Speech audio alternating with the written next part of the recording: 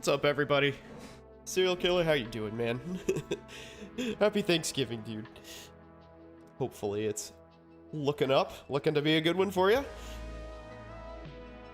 I'm busy trying to not dox myself right now, because I apparently had a whole bunch of rather identifying things up that I did not see. Now I'm good. Here we go. Yay. Here we go. Well, shit. You already have all... It's true. That is true. I forgot about that. That is true. But, you know, you haven't shown up to my house and, like, gassed me or, you know, left me in a barrel somewhere, so it's good. I'll consider us basically square. Unless you're, like, really fucking sneaky and you'll just do that in, like, 3 years when I the least suspect it, right? Ooh, travel to Cirrus, huh? I don't know if I want to fight Cirrus again. Do I want to fight Cirrus again? Well. Hey, Gucci, what's up, dude? Hey, man, I need some Dilaudid. Like, real bad, bro. I need that Dilaudid. Hook it up. Sounds like a terrible drug to do. I mean, it doesn't really, like... I mean, I guess it would get you high, but it's like... It doesn't hit you quick like fentanyl does or something. You just kind of like feel fucking lazy for a while. And then, you know, maybe you die. Sometimes you die.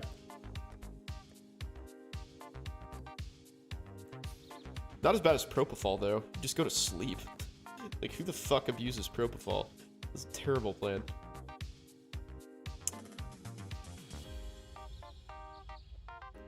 Keep that around. How are you guys doing tonight, by the way? Everything cool? What anesthetic is the best to do recreationally? I mean, from a safety standpoint, ketamine by far. Like, I mean, I'm not gonna say you can't do it, but it's pretty fucking hard to kill yourself with ketamine, because it doesn't suppress your respirations, which is actually what makes it amazing.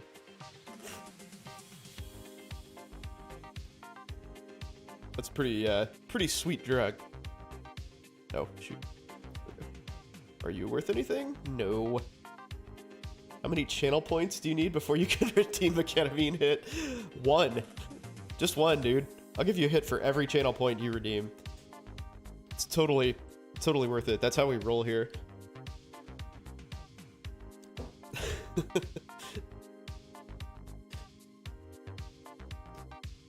It's safe, right? It's totally safe. Nothing can go wrong. Ketamine time. Woo!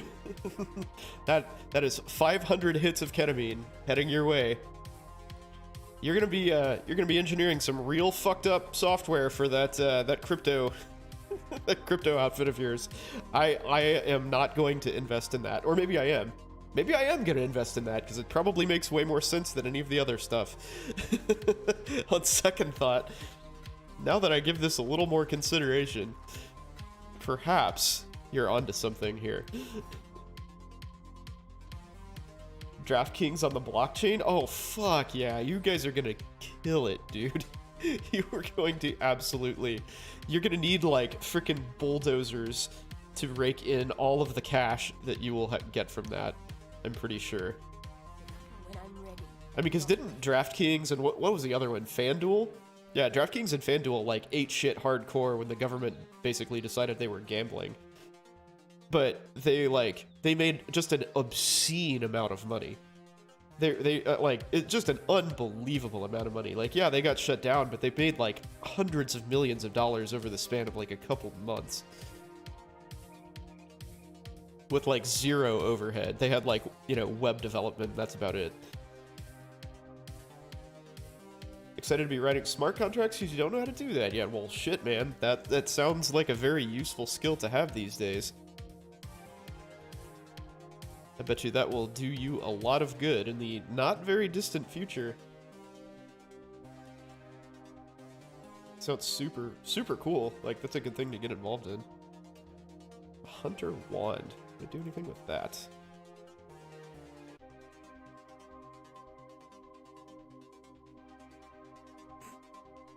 Legal documents on the blockchain. Yeah, I think that was I know a little bit about that because I was listening to somebody talk about Chainlink in that regard. How it's good for smart contracts. But I read as much as I could and discovered that, like, I had to stop reading all of these, like, descriptions of things because there were so many terms that I didn't understand that I would, like, have to stop and, like, define that term for myself and then, like, go read another article about it. And I was like, oh my god, I'm in so far deep over my head. Holy shit. I am never gonna get this.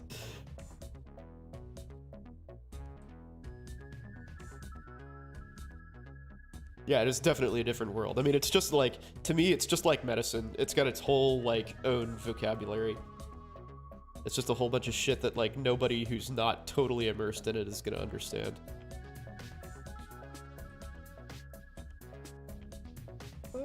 This is all pretty cool. Maybe I will keep that one. Alright. Awesome.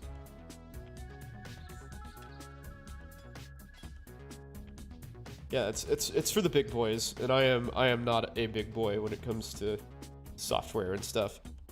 But yeah, it sounds super cool. Like, I wish I was smarter. I wish I was way smarter. But I'm not, alas. So, interestingly, after making a guide for this character, which I did yesterday, I decided that I wanted to take my own advice and do an idea that occurred to me while I was making that guide. And that is essentially drop all of this stuff and get some, like, more defense, basically, because it doesn't really change how much damage I do that, like, really. I mean, it kind of does. You do a little bit less damage, but it's really mostly upside, which is kind of ridiculous. So, I need a new Val's Devotion, with that in mind. Boop. Yeah, so I'm, like, totally, like, kind of retooling this character at the last minute. I mean, it's not a, like, huge pivot. It all functions the same way and stuff, but basically just doing it smarter.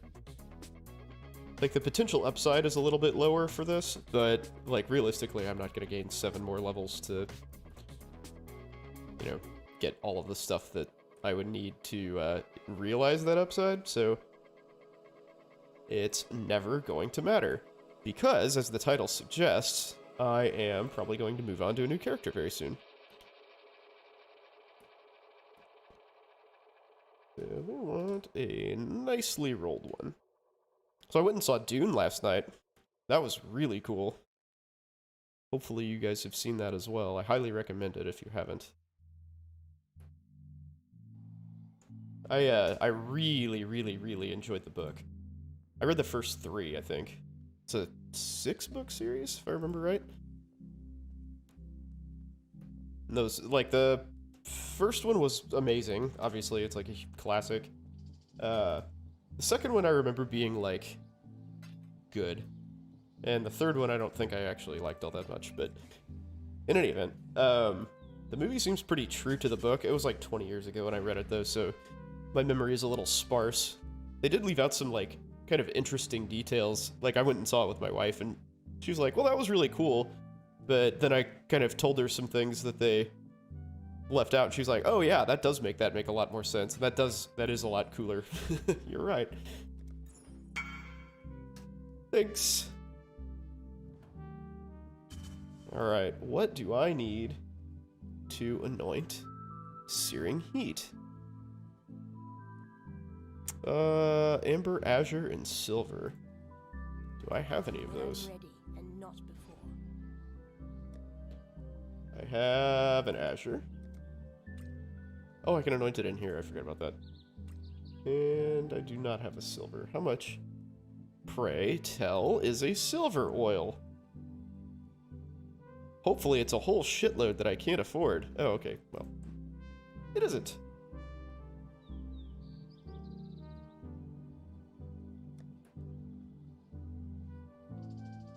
So probably 14 chaos, I guess.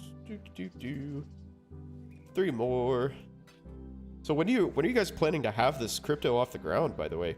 Is this like a short-term thing, or like is this down the line? Maybe this will happen at some point. I mean, because we're already in the middle of the NFL season, right? Which is probably your biggest betting time of the year.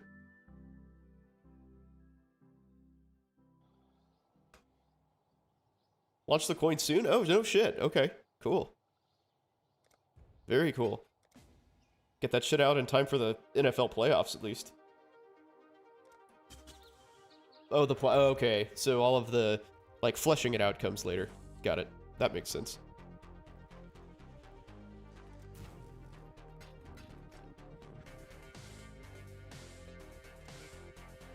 April, May. Yeah, nice. So you get the bulk of baseball season. Get maybe is the NBA playoffs run that long? Can't remember. I don't really pay much attention to the NBA.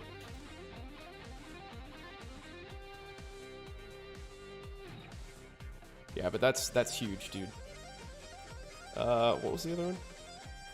Azure and Amber?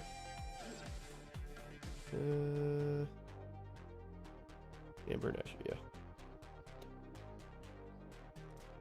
Doot. Doot. Alright, let's anoint that bad boy. Meanwhile, back at the ranch, I need to refund a bunch of shit. So let's see. 1, 2, 3, 4, 6, 7, 8, 9, 10, 11, 12, 13, 14. So I need 6 more.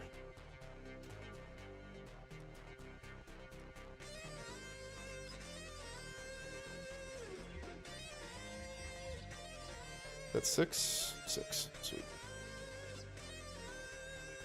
Refund that. That. No. Yeah, my gear is going to be really mad at me because I won't have enough dexterity to wear it now. So, I will have to trade for a jewel with dexterity on it. 46 more dexterity! Apply those refunds, please! Alright, so we're gonna go here and here. There, there. Life. And here. Doot. Oh, come on. Excellent.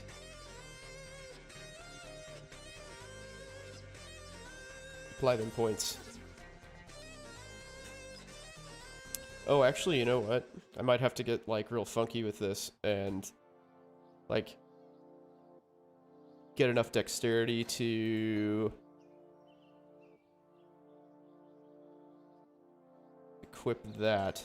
Can I do this? Oh, this is gonna be real weird. How to do this? There we go. Made it work. Nice. That's some deep fuckery there, guys. I don't know. I'm not sure how that worked, but like my gloves are supporting themselves with that jewel. Cool. So I lost a little bit of life, which I will probably gain back as I buy another jewel to go there. But I have some extra damage reduction. Okay, I'm happy with that switch. I'm going to keep that, just in case I decide that I don't like how this functions, but I think we'll be alright. Let's find a jewel, shall we? What do I want? Any jewel. Pick a jewel, any jewel. I want a jewel that has... No, not that. Percent maximum life, and I want it to have 7. So you thought this game was complicated? Look at all this random shit you can do for just the trade API search. It's friggin' ridiculous. I want at least 2.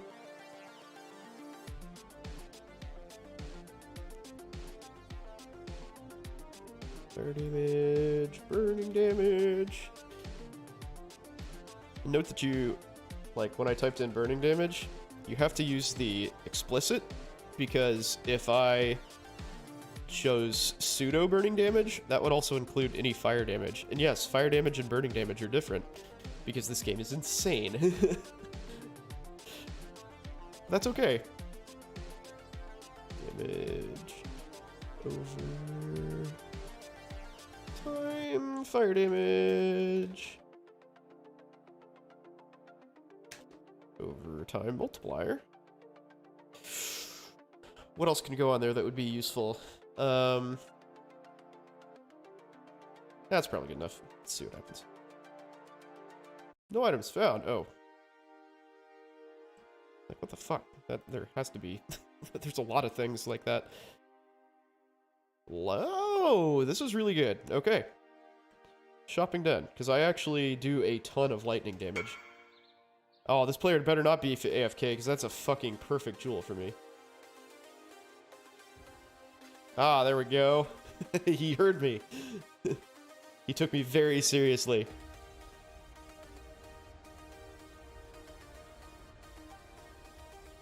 Ethereal James Humphrey YouTube? Nice. That's a good idea. Dig the self-marketing, man.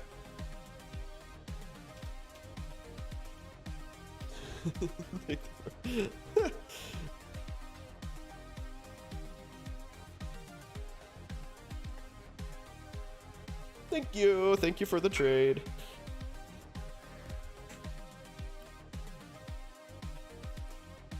Oh, need to put that in here.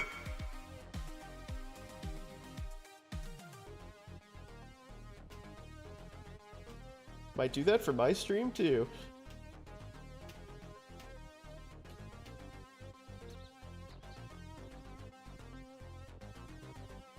P.S. You're being streamed.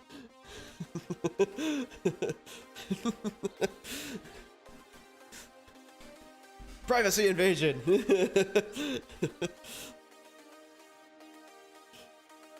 Alright, sweet. Rocked it. When I'm ready. Let's, do I want? Do I want to big balls it and go Cirrus? He's gonna kill me.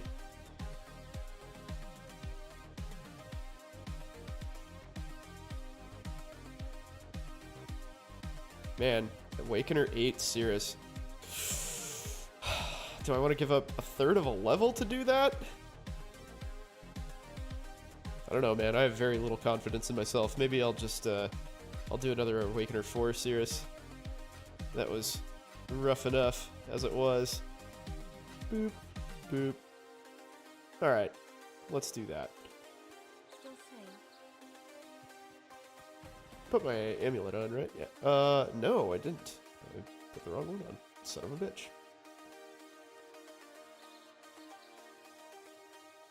There it is. Searing heat that bitch. Nice. So I got my, as the Hellfather would say, I applied my safety bacon to the turkey. You really think this would work? I feel like applying the safety bacon sounds like it might come from a porn. Like some weird porn. But anyway, yeah, I did that. I made bacon butter. I just like, kind of lightly heated up some butter and chopped up bacon and just mixed them together. And tomorrow morning before I put my turkey on the smoker, I'm gonna like, just like stuff it in under the breast. Or under the skin, on top of the breast, to like keep it nice and moist. It's gonna be good. It's gonna be really good.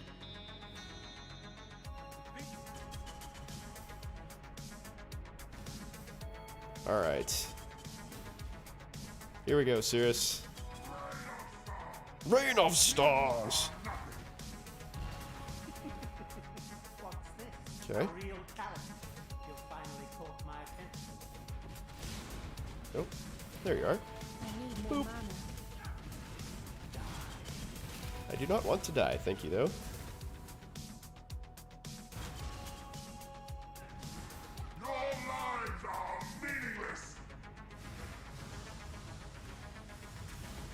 Yeah, so my fight against Cirrus last time didn't go super well. That was okay, I guess. I think I died twice.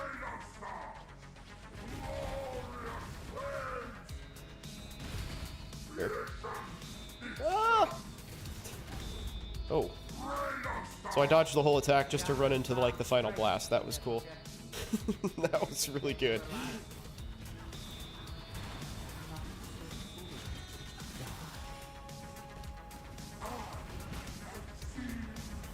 Oh. What the? Ah, damn it.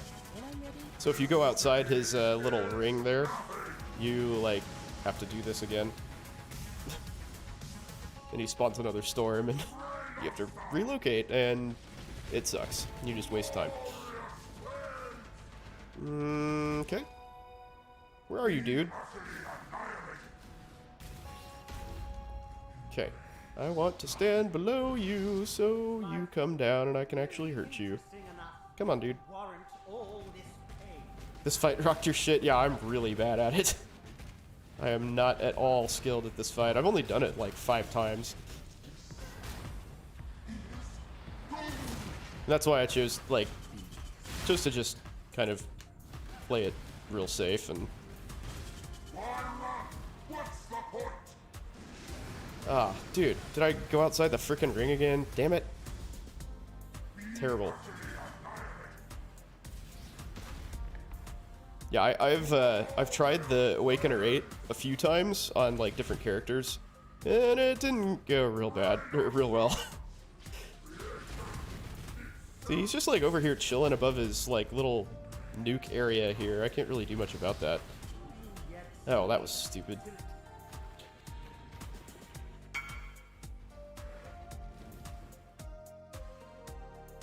What am I going to tell you, G-Stream? Yes, I am. Milkman Al. Wow, somebody just asked me what my stream was. I feel so proud.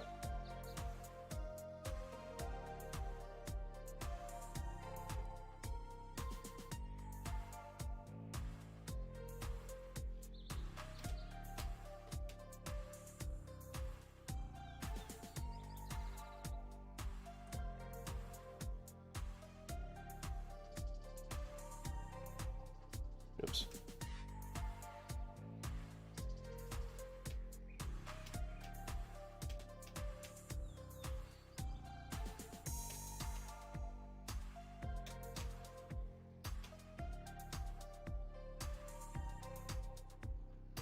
All right, portal number 2. Let's do this. Okay, I definitely want to turn global chat off because that's distracting.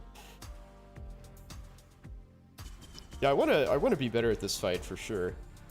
But I feel like I need a character that's a little tankier than this. This is a good like mapping tanky character, but as far as like bosses and tanking individual single shots, it's not very good.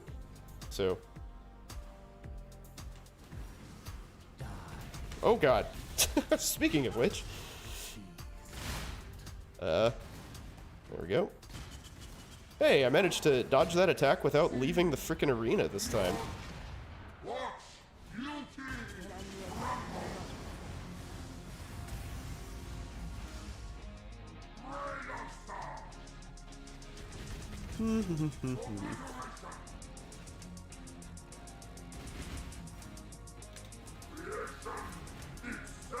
Yeah, well, it would be super cool if you would stop standing right on top of your maelstroms.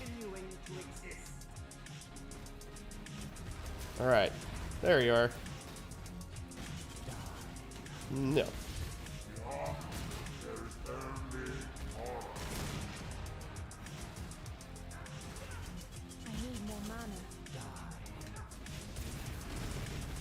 Oh, what the shit? That went badly. Yeah, damage over time is not something that I'm very good against. That's one area where Petrified Blood is kind of more of a liability than anything.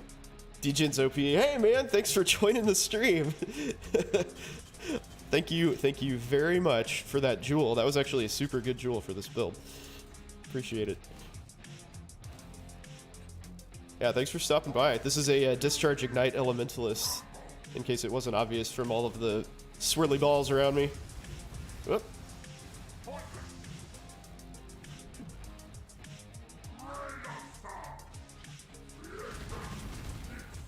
Ah. How do I get to you? Serious, what the fuck is that? What is it? Seriously? Come on, man.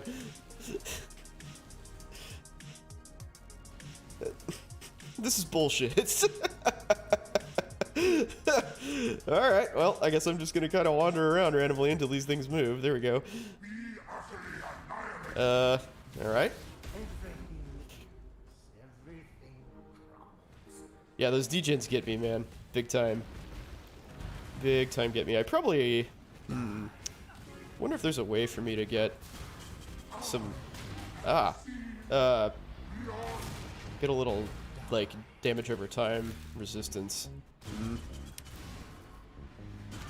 Not an easy one that I can think of. Okay. So I definitely seem to be doing damage way, way faster with this setup, and I'm not really sure why. Oh, this is such a bad idea. Yikes. Very surprised I survived that little trip. You are nothing.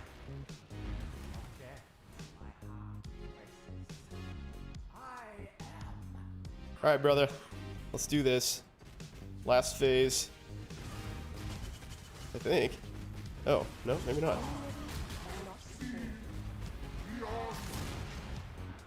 There we go. I didn't see the original one. Shit.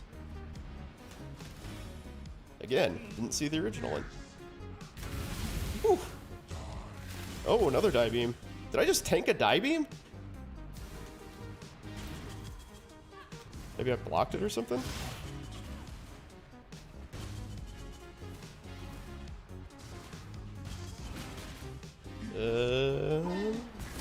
Oh shit, where's the third one? Where's the third one? Where's the third one? Fuck!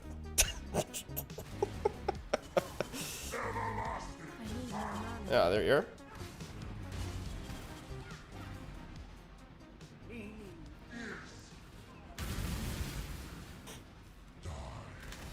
Ow! Didn't take that one.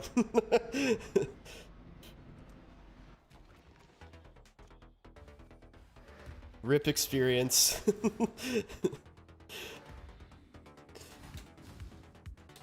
I have real trouble seeing the like where the original guy goes when he gets his clones out.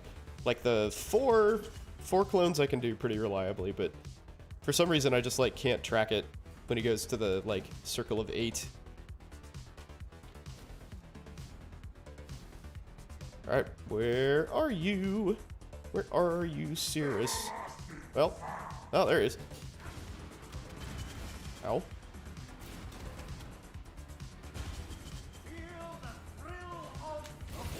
Woo. Spicy. Spicy. Oh, die, dude. Die, die, die.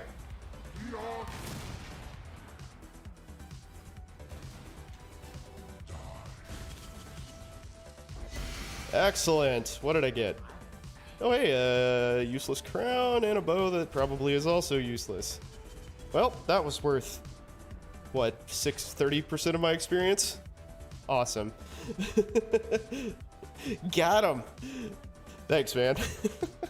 That was perhaps not the most satisfying victory, but oh well. Let's see. Let's see. Oh my god, what is it? Oh, it's a crown of the inward eye. Oh my gosh, no way. With a nearly bottom roll. Cool. Perfect. Just what I always wanted. Let's see what that bow has to offer. Probably not much. Imperial bows are, yeah, not desirable for this, right? For like, what am I thinking? Like Scourge Arrow or anything? I don't think so. Nope. Not particularly. I think you want thicket bows or like an assassin bow or When something I'm for ready crit. and not before. Oh well, stick it in there, see if somebody wants it for 4C. This, well actually I guess with 10% is basically useless, so I'll put that in there too. Maybe somebody will stumble upon it and want it, but in the meantime, let's grind some more currency. Yeah, so the whole point of me playing tonight actually is just like trying to get some currency. I think I'm gonna make a Spellslinger, Bladefall, Blade Blast, Inquisitor next with fire conversion. Ooh, Hallowed Ground, A. Wants to learn. Okay, yeah, fuck it. I don't have that completion, so let's do that. Yeah, so I'm trying to grind up some gear. There is some currency for the gear.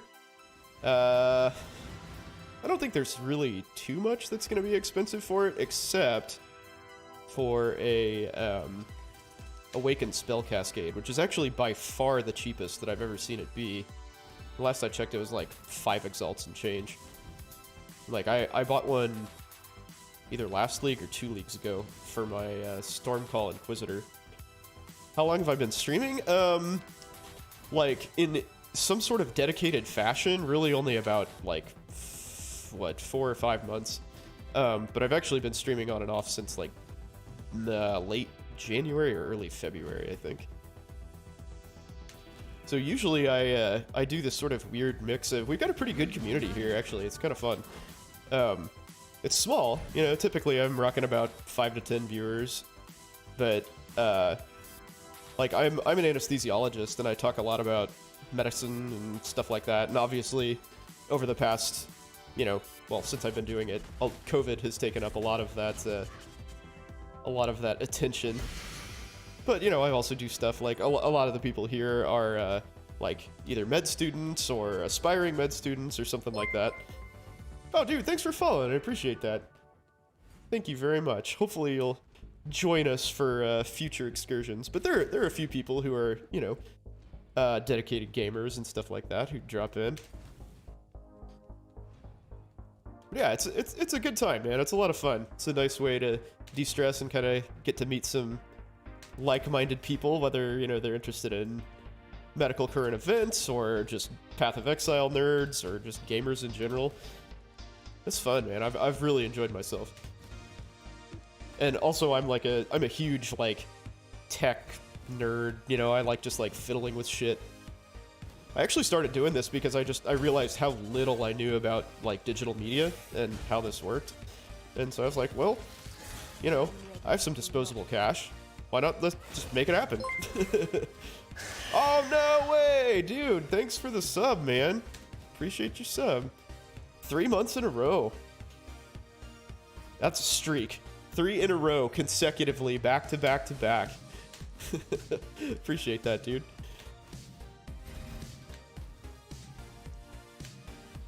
Good to have you, as always.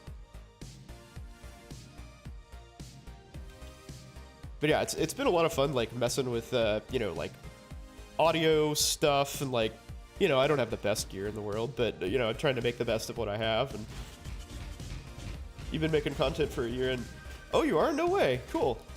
So you've been doing this for about a year and a half. What's your shtick? Do you stream Path of Exile, or I'll check your channel out. Actually, let's do that now. What was your channel? You can pimp your channel in chat. We'll check it out.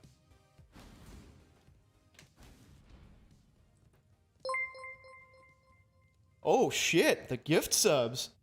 Dude. Thank you. Happy Thanksgiving to me.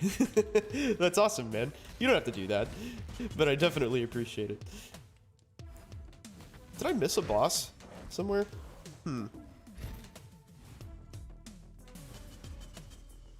Ketamine. This feels a lot like a bribe, but I'm okay with it.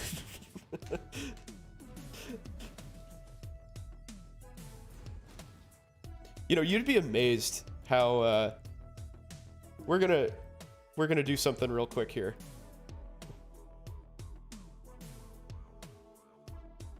I'm going to move this off of the publicly visible screen here, but log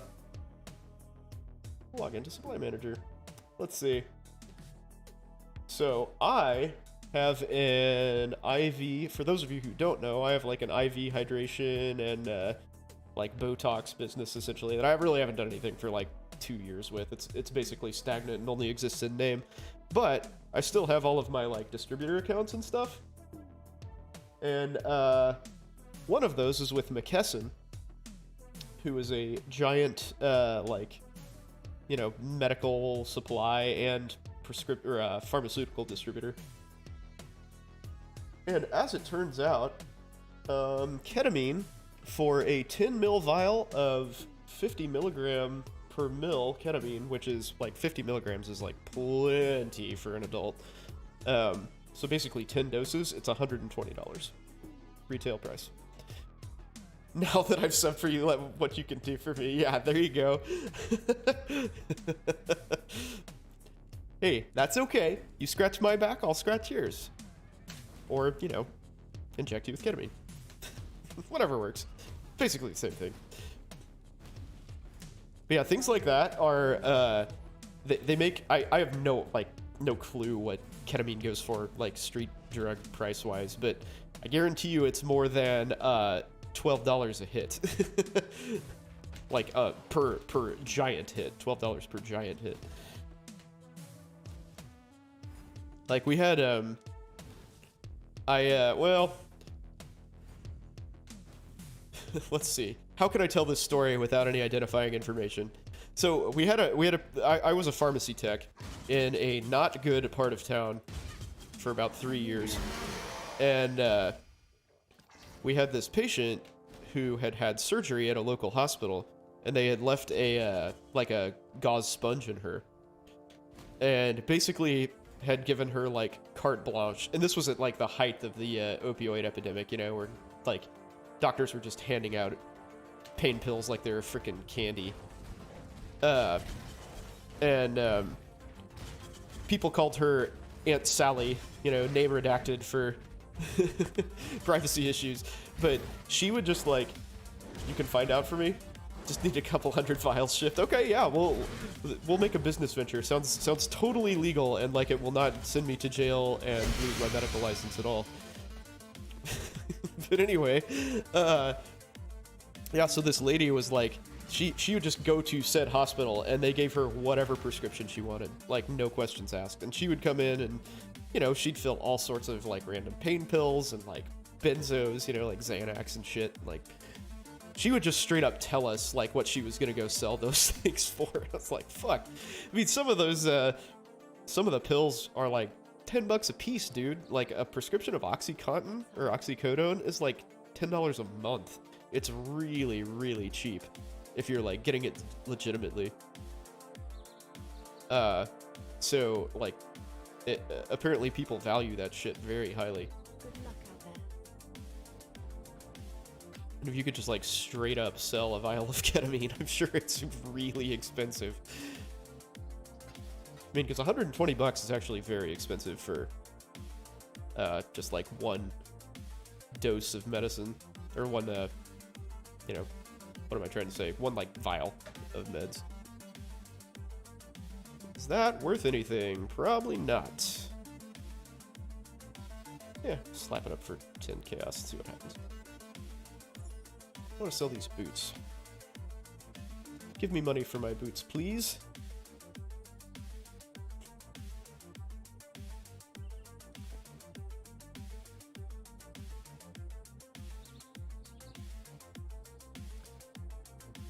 Do I have other boots that I can sell? I do. You can be 25. Holiday sale. Buy my shit. It's all cheap.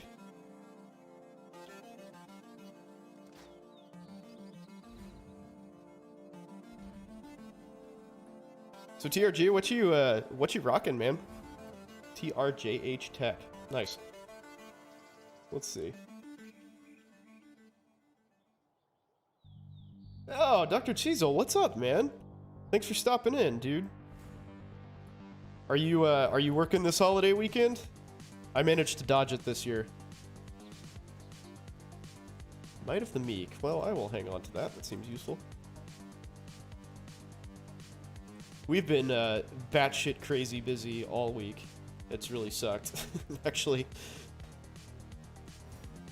I was like literally about to leave today, and I was like pulling out of the hospital, and my friend who was on call called me and was like, hey, guess what? There's an emergency section, even though they told you nothing was going on 10 minutes ago. Cool. Few builds. Armor Aura Stacker. Oh, nice.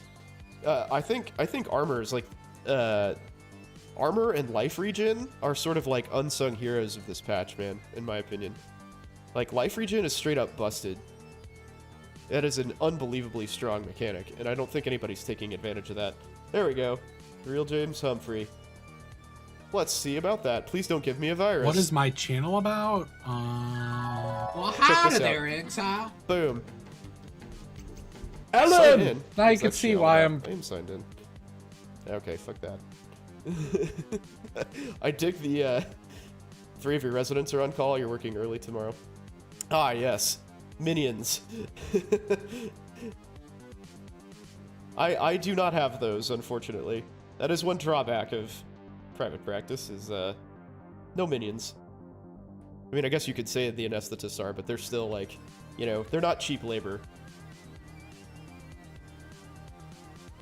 And you can't just like shit on them at will. What is my channel about? There we go. Sub, baby. Autobomb time. Nice. 1,000 kills in 5 seconds? Fuck me. I love this. How to deal with all ailments. Turn on purity of elements. Don't stream often because you work full time. People want, yeah, 4-hour streams. Yeah, I mean, I'm 2 hours a day. I'm Sunday and Wednesday, usually this time, 8 to 10 p.m. So I definitely do not stream frequently because, you know, the same problem. Like, I have a really random, like, unpredictable schedule. So, I do what I can, but it's, and I don't even always make that just because life, and I have a 5-year-old kid, and shit happens. You have to work Saturday, Sunday, and Monday. Oh no, bummer. I mean, I imagine where you are, that's probably going to be busy too.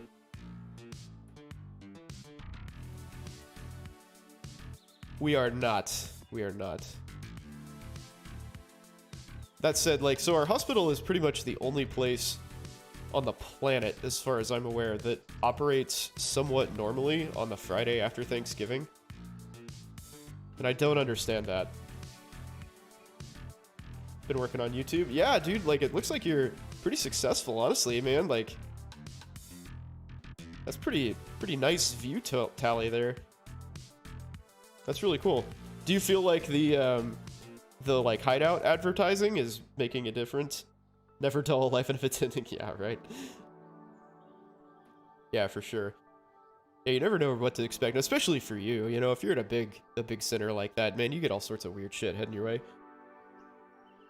That's sort of limited for me, but we still have our fair amount of like weird zebra shit, because we get a lot of, like, you know, since we are kind of on the border of the Kansas City area, we get a lot of the black box patients who are like, you know, they live 3 hours drive outside of the nearest even remotely urban area. They haven't been to a doctor in 70 years, and, you know, they've smoked like anywhere between 6 and 10 packs of cigarettes, and, you know, per day for their entire life. And, you know, they show up and they're like, oh no, I'm totally healthy, and, like, you know, their arm is rotting off, and you know, God know what else is happening. Like, they only have one eye, and all of this weird shit's going on. You're like, oh, you're healthy, huh? Okay, cool. So you broke your hip. All right, well, I'm sure it's going to be totally safe to anesthetize you. What could go wrong? What could go wrong? Actually, those guys, it's usually a trauma.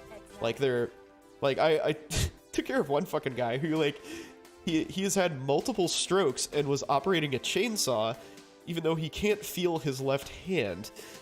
And, like, then, shockingly, he managed to injure himself further with the chainsaw. I mean, imagine that.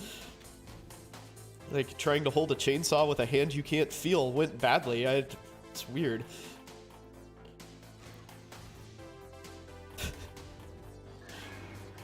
But that's how those dudes show up. You know, they like fall off their fucking tractor or something. Or like drop something on themselves. The trauma patients are always interesting. Yes, they are. We actually, I had a streak probably about two plus years ago. I had a streak of like 3 patients that all made like regional news. I don't think they made national news. But there was like a Lyft driver that got, I can't remember what his injury was. I think he got shot. And then there was this lady whose son like had a psychotic break and thought she was a demon and stabbed her a whole bunch of times. And I forgot what the third one was. But it was all, they were like within like 2 months or something, and I took care of all of them. It's really weird. You don't think the hideout advertising helps that much? Yeah, I mean, probably not. But you admire, but also like, screw that. Yeah, I mean, it's and the part that I've left out is that those people come in at very inappropriate and inconvenient times, right? Like, you know, all hours of the morning and shit. That is not so fun. Wait, oh, or okay. Alright, let's get this staff going on here. I have this Warlord Potentiality Rod that I just keep rolling with hopes that it'll get fire gems and burning damage. And burning damage, damn it.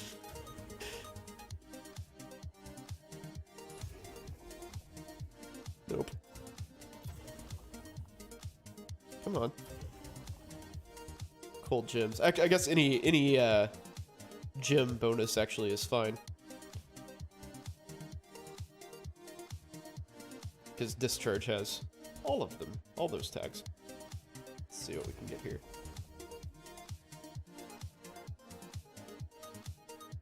Basically grew your channel from 78 to 12,000 this cycle. Nice. Put in a pinned comment that you're going live. That's a good idea. You had a patient today getting back into bed that tripped and fell and crushed his sternum? Oh, fuck. Wow, that's bad. That's a big injury, dude. He must have fallen hard. When I'm ready. Or just been, like, massively frail. Maybe both, I guess. Man, I can't imagine breaking my sternum in a, like, non-controlled fashion, you know? Like, not for, like, a heart surgery. It sounds freaking terrible.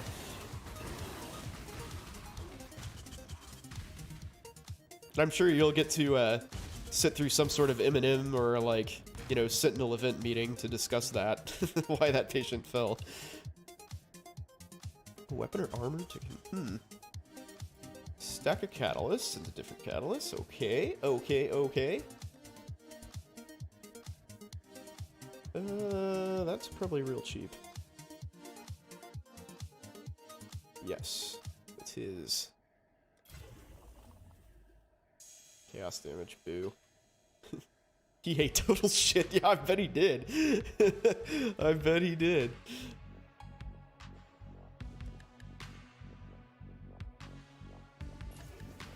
That's brutal, man.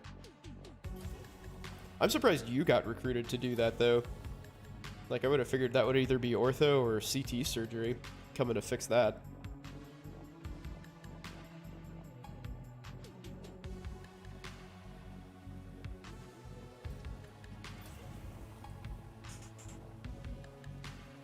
Oh, that's not... Oh, I thought that was flat energy shield. I was really confused.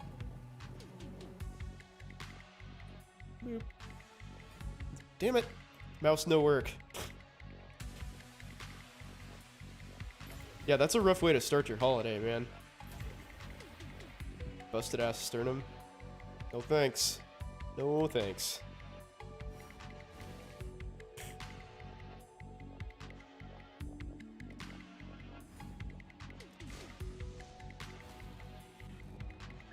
It is amazing how people find ways to hurt themselves. How often do people die from anesthesia? So, healthy people basically never. People who are... Put in the incident for Friday morning. Great! Perfect. Perfect. Everybody loves standing through those meetings. But yeah, so complications directly from anesthesia are like extremely rare. Like 1 in tens of thousands. Like really, really, really rare. But there are plenty of people who are sort of hastened on their way by some of the meds that we use sometimes. Like, a lot of the stuff that you use to get people to sleep can, like, lower your blood pressure a whole bunch. So it's possible that some people, like, have a heart attack because their blood pressure drops too much, or have a stroke. The people who, like, other than that, really the times when people die during anesthesia, outside of having some sort of, like, one of the really rare reactions that I mentioned, is you can't secure their airway, which is very, very difficult. Like, to put it in perspective, I have... So there's a thing called the difficult airway algorithm, which basically you just, like, go down each time you find a person with a difficult airway, and that goes from, like, can you mask ventilate them? And for the overwhelming majority of people, yeah, strokes and pulmonary failures, essentially. Yeah, so the overwhelming majority of people, you can mask them. People you cannot mask include people who have had, like, head and neck surgery, people who are, like, massively overweight and carry it all, like, right here. Maybe they have, like, some sort of weird, like, acute condition, like, where their face is swollen real bad, like they've got an injury or an abscess, or, like, an allergic reaction, something like that, that makes it so you can't mask them. But basically, yeah, like, pulmonary failure, like, you can't get their airway, and their airway closes off and they die. But again, those things are extremely rare. So, like, a normal person coming in for, you know, whatever surgery is not going to have that problem. Alright, I'm going to re-roll this against my better judgment.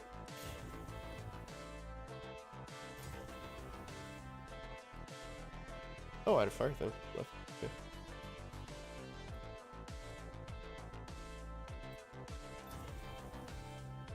Okay. Ooh, fire damage over time. Socketed fire gems. No, it's not fire damage to spells, though. That is a bummer.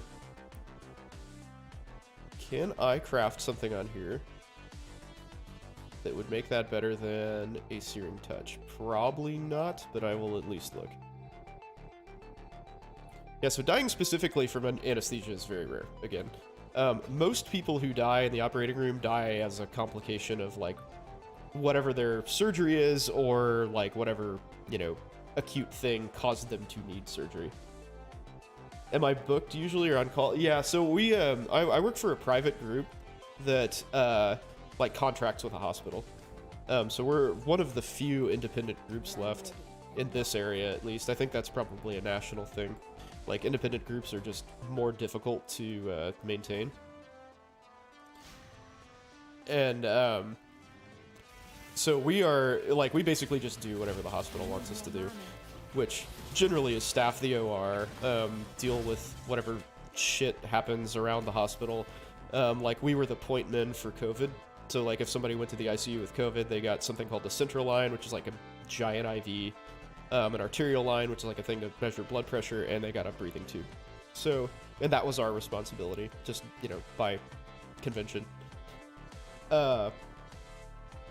So we do that, and then we also staff a surgery center, which is, like, I mean, it's physically attached to the hospital, but they consider it a different building for, like, you know, tax and legal purposes and stuff, which I don't understand how that works, but I just go with it. Yeah, so I mean, we're kind of like the Swiss Army knife of the hospital, and, like, well, the vast majority of hospitals make their money from the operating room. Like, that's just where the cash is. And so having a good anesthesia department to facilitate that, and oh yeah, so that's another thing, is we do a lot of, like, schedule manipulation. So we do a lot of management, you know, moving surgeries around to different rooms and stuff to make them go faster. You're on a call rotation because you have residents? Yeah. Yeah, you can explain it. Go for it, man. All the help that you can offer is more than welcome. But yeah, my personal schedule, there's 7 of us. And so we are on call once every 7 days on average. But we try to, like, group it so we just, like, eat it for a week, you know? And then you don't have to be on call for a little bit. But we also get a lot of vacation. Like, I have 10 weeks of vacation because it is a pretty high stress and, like, unpredictable job. So, it has its benefits. But, yeah, it's weird, man. I never know when I'm getting home. Like, today, for example, I can't remember if you were here when I said this, but, like, I was leaving, like, I was in my car leaving the hospital, and one of my best friends, who is one of my partners also, called me and was like, dude, they just called for a C-section, like, I need your help. And so I, like, turned around, and that bought me an extra hour and a half in the hospital, just randomly. You know, I'd already, like, told my wife was getting her hair done because she thought I'd be off earlier. And I was gonna go, like, pick my kid up from her hair appointment, and I was like, nope, sorry, got fucked. I'm here. But other times, I will, like, I'll have a 24-hour call, and our operating room will end at 5 p.m., and I sleep through the night. You know, like, no big deal. Or I'll, you know, go home at 8 a.m. if the schedule's slow, and I'm the first person out. So that has not been the norm over the past few weeks. I would say I'm getting home at 4 and 5 with alarming frequency this holiday season. Which doesn't, like, sound super bad, but if you consider that, you know, I'm there at 6:30 in the morning, it's a little bit less appealing. And that I work, like, every day. Ooh, what's that? But yeah, we actually, like, our group in particular is very busy. Like, we run super lean because we are, you know, we are independent, and, like, making that choice basically means that we work more but get paid more. And individually, we work, like, 85th percentile in the nation, roughly. Like, in terms of, so anesthesia billing's kind of weird. You do it by units. It's different than pretty much any other service that I'm aware of in medicine. But we bill, like, 85th percentile units. Which is a lot, and it's nice.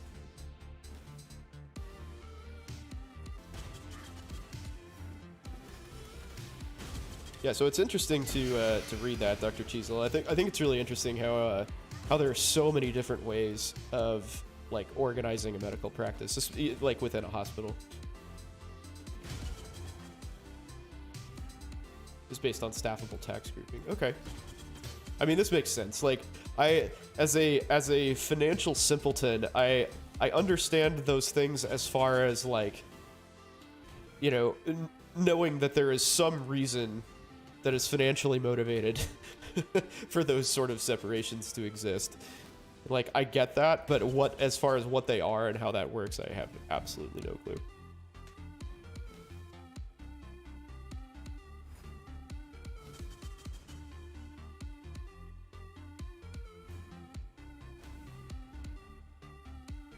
But yeah, again, I think it's interesting, like, you know, some medical practices are, like, straight up fee for service. Some of them are straight up salary, and then there's, like, everything in between. You know, there's incentive payments and, you know, a mix of salary and performance and profit sharing and blah, blah, blah, blah, blah. There's, like, you know, anything that you can think of.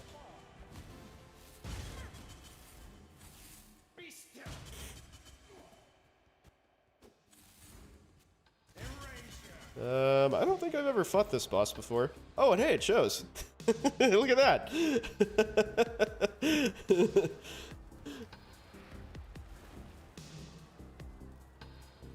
Imagine that. Glad I opened that portal, though. That's for sure. Oh, that's a degen. That's a bad thing. That's what killed me. Gotcha. Don't step in the black puddles. Roger that. Ooh.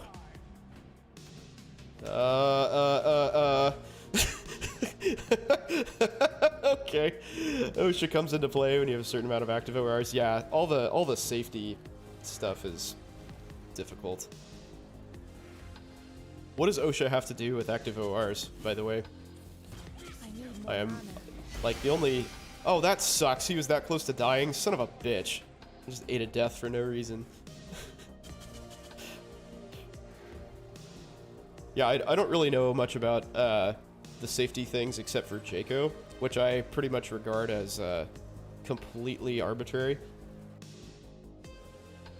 And thus, mostly disregard. This...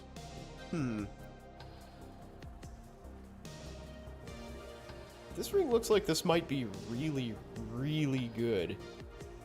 It's a fire ring that randomly rolled 2 pretty strong fire implicits. Okay, cool. Oh, it's a Georgia thing in particular? Okay. With CDC regs. Got it. Got it. Yeah, I imagine all of that stuff is very different state to state, too. I didn't really think about that. That sounds like huge chaos. Huge source for chaos. As most of those things are, I guess.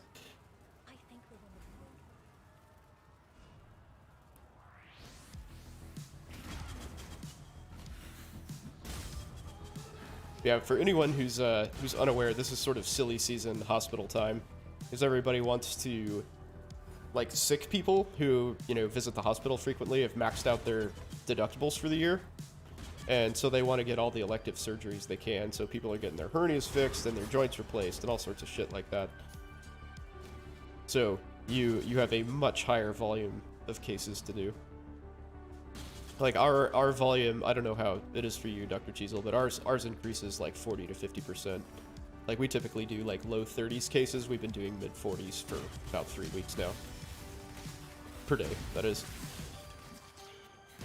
So it's a huge volume increase, which, as I said, we run real tight, so that's a pretty big strain. We don't really have, I mean, we do have the flexibility to account for that, but it's like, you know, kind of pushes us to the limit sometimes.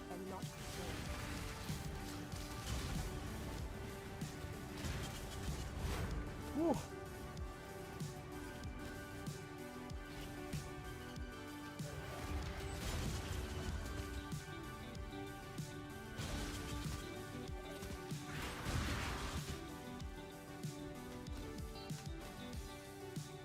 Wait a second. Oh, I guess the map bosses don't appear when you're in the Kringleverse.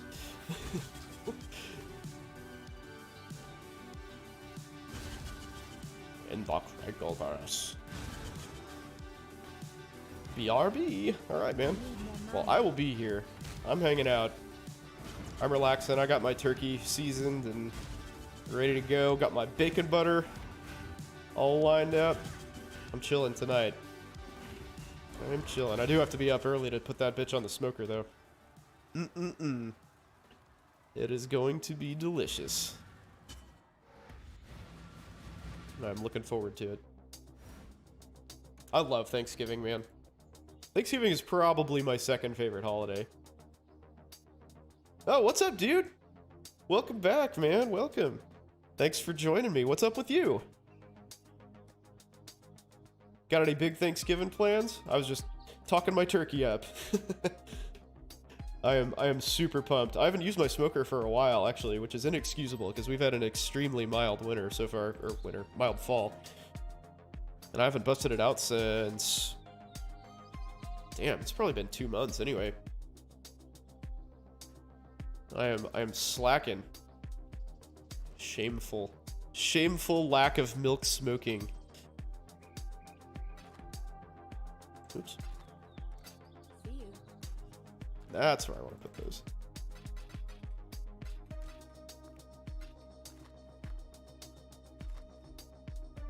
Glad you decided to come back, man. Most people don't.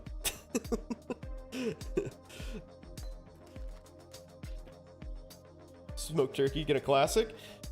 Have I done any burn-ins in my smoker? I have, indeed. Yeah, here, let's take a walk through memory lane here. I think I posted some stuff in my Instagram. Clouded A Cookie started following me. This is one of my friends, by the way. She's a nurse practitioner at a local hospital. She makes absolutely batshit awesome cookies, like unreal good cookies. This was a 21-pound brisket that I cooked not too long ago. I think this was actually the last time I used my smoker. This was during the summer. This was like a dad's barbecue competition for my kid's school. Well, I guess I didn't post any. Bummer. Well, I need to get on that then. Shit. I need to post some before and after pictures of stuff I smoked. But yes, I have done burn-ins. So I didn't do... I guess I sort of half-assed did burn-ins with this brisket. Like, it was such a huge piece of meat that... like, it was kind of... we were under time constraints, so I sort of had to, like, fuck with it a little bit. Like, I had to cook it at a way higher temperature than I would have normally. I think I mostly cooked it at, like, 275 for, like... And I only had 8 hours to cook it. And I didn't know that going into it. Because I showed up, like... Or, actually, so I bought the brisket, and I emailed the guy who was organizing it, and I was like, hey, can I... It was just, like, on a field next to my kid's school. So I was like, I'm just gonna show up at, like... 6 in the morning and start doing this. He's like, oh yeah, we won't open the gates till 10. I was like, oh, well, fuck me. Okay. So this is gonna be really hard to cook in that amount of time.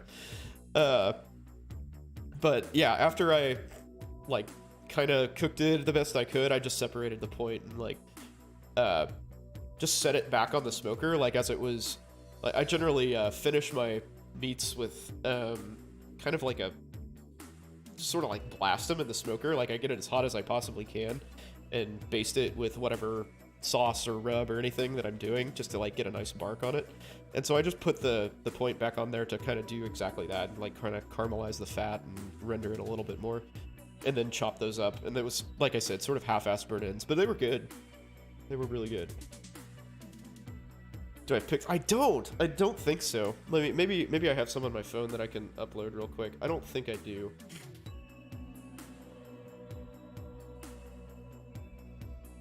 Like, and to be honest, at that point, I was pretty drunk. It's like, as you can see in the background here, like, one of the guys in this competition is, like, the director of operations for this distribution company that distributes all the Miller and Coors products to, like, the entire Midwest. So he just, like, brought, like, 5 kegs of random Miller and Coors products with a whole bunch of, like, cases of them, too. Just, like, stacked up in this, like, truck. So we were all drinking that all day long. I won 2nd place, actually, as I famously bragged, and the guy who beat me was a nuclear physicist, of all things. Let's see. Do I have some barbecue porn to upload? Oh, here's a different brisket that I did.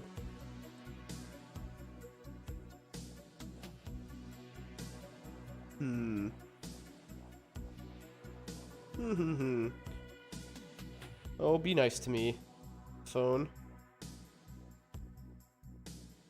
Well, shit. I know I have some on Facebook, but my, like, you know, all of my information and stuff is up on Facebook. That dude's a total nerd. He totally is. I hate nerds. Those fucking nerds. I hate them all. Oh, wait, maybe there's... Are there more pictures? Did I photograph my meat? Nope, just the people. Shit. Oh well. I will before and after the turkey for sure. I will let you guys know what that turns out like. Total nerd posted on Twitch, exactly. Exactly. Yeah, it says the guy who's staring at a cabinet of thousands of dollars of painted adult toy soldiers, right?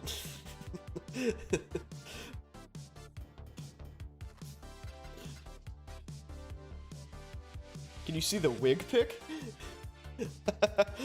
Yes. Yes, you may. Of course.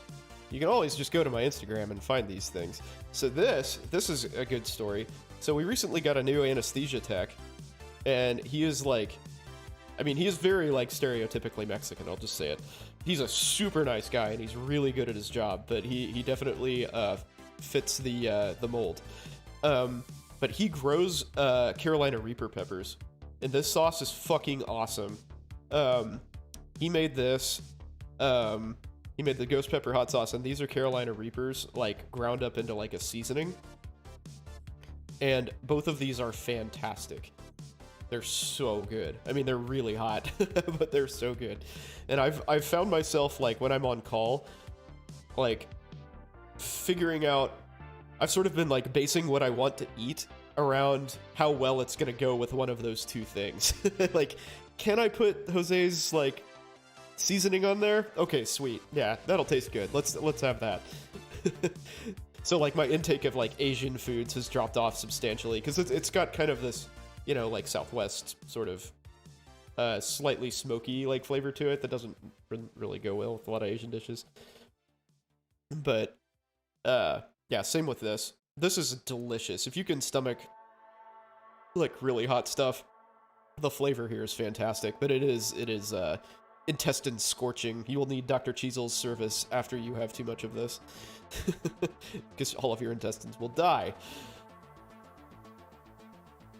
But yeah, he's a good dude. That's my son being a train, which I've subjected you to multiple times. Hey, Cockroach Princess, what's up, man? Hey, Doc, how's it going? Yeah, this is me and Richard Simmons in med school. I made this shirt, damn it. And I know you can't tell here because I'm drunk and holding a cup, but that's a heart. I made that heart on my own. I'm crafty sumbitch. And both of these guys are anesthesiologists and in my group. So I went to school in Arkansas, and I brought these two dudes with me, basically. Yeah, no, this is a quality pick for sure. Definitely a classic. Let's see, what else do we have here? Here's my adult toy soldiers that are very expensive, or at least some of them. This is, so for those of you who don't know what this is Warhammer 40,000, and this particular army is basically like the hedonists, and these are like, they're called noise marines, and they basically just play like crazy, like loud music and shit to destroy things. And I mean, for all intents and purposes, they're like porn marines. They're just like a bunch of dudes in power armor, like going around having sex and playing, you know, crazy fucking sounds all the time.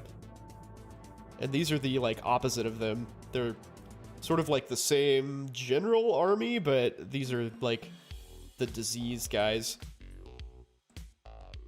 So these are what the other dudes turn into after they have too much weird freaky demon sex.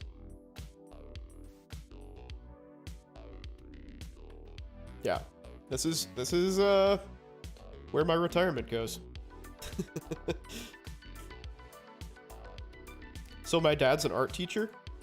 He wears this plus a Hawaiian shirt to work like every day. He is a strange guy.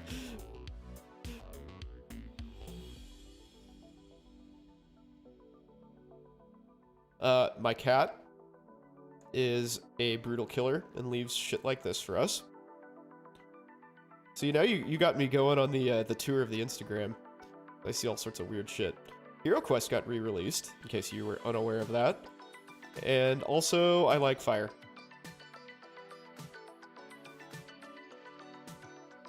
I do. It's cool.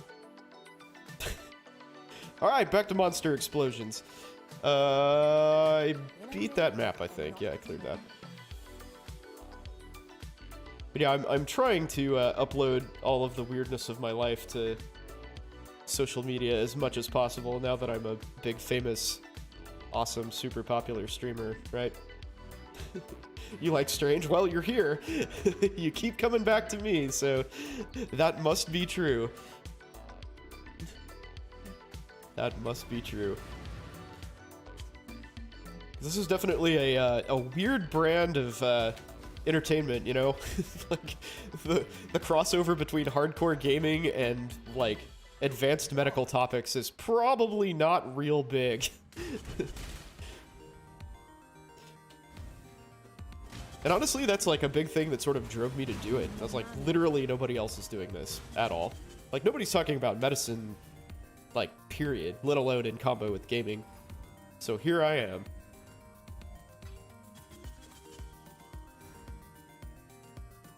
I mean, I think part of that, to be honest, is that, like, you know, most people in medicine are just, like, super fucking awkward and don't really want to present to people. Or can't do it effectively. I mean, not to say that I necessarily do it effectively, but at least I'm trying. It's a demographic card just for me, right? It's a demographic card for me, too! Oh my god, Twinkies! We should get bunk beds, man. We should be like the Step Brothers. Wait, shit.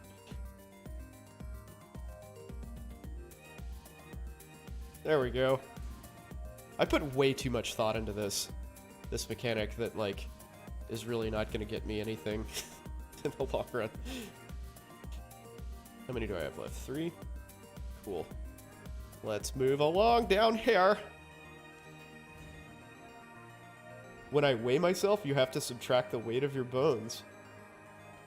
So, I heard a, I saw a meme that basically said, like, you're not a human, you're a brain.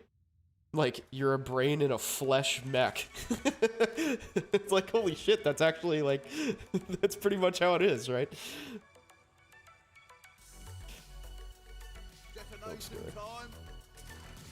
Gas is basically a video game with no respawn. Yeah, pretty much.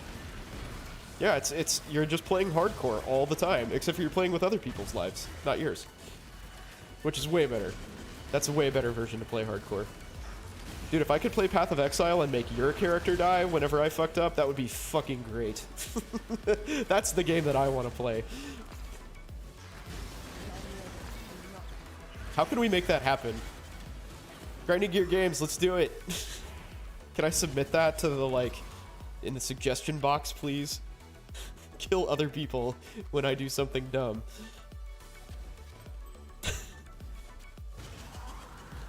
The converse of that would be kill me when I screw up doing something for Anesthesia, and I'm not on board with that. I don't like that idea quite as much.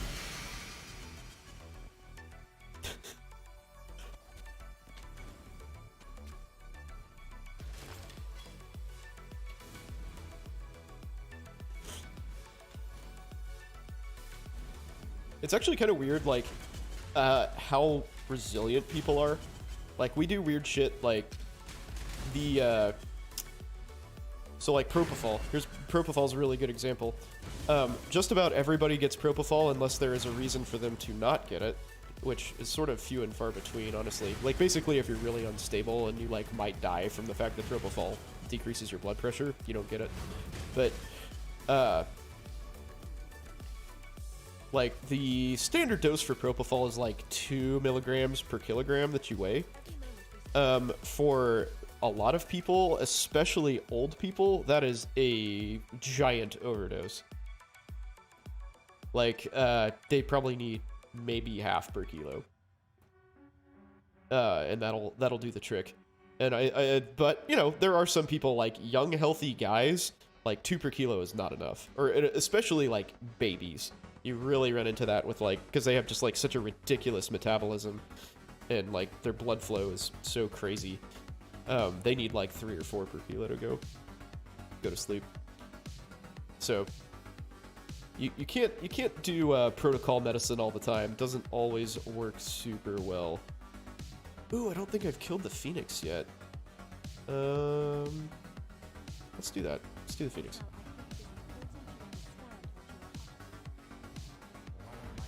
I don't have to worry about experience because I took care of that during the Cirrus fight. Yeah. I need more mana. Oh, I get to do another excavation. Hello again, lady. Okay. or excursion, whatever. I've heard of a lot of people getting mage bloods from Gwyn in this league, which is kind of weird. That seems very uncommon. Last time you got Propofol, you felt it in your head. Yeah, I mean, that's probably just it working, honestly. Like, it works very fast. Generally, you're asleep within, like, 15 seconds. Assuming, you know, normal blood flow and, like, brain function and stuff. 15 to 30. Tell that bitch to stop saying she needs more mana. She does, though, man. I took, like, 90% of it away. She's just complaining. When I'm ready and not before. Then she just gets sassy. I have to put her in her place. Jackpot. Let's see. What have I not covered? Let's go there. Can't leech. Well, hey, guess what? I can't leech from monsters anyway, because I have no ability to do that, so... fuck it. Alright. Here goes nothing.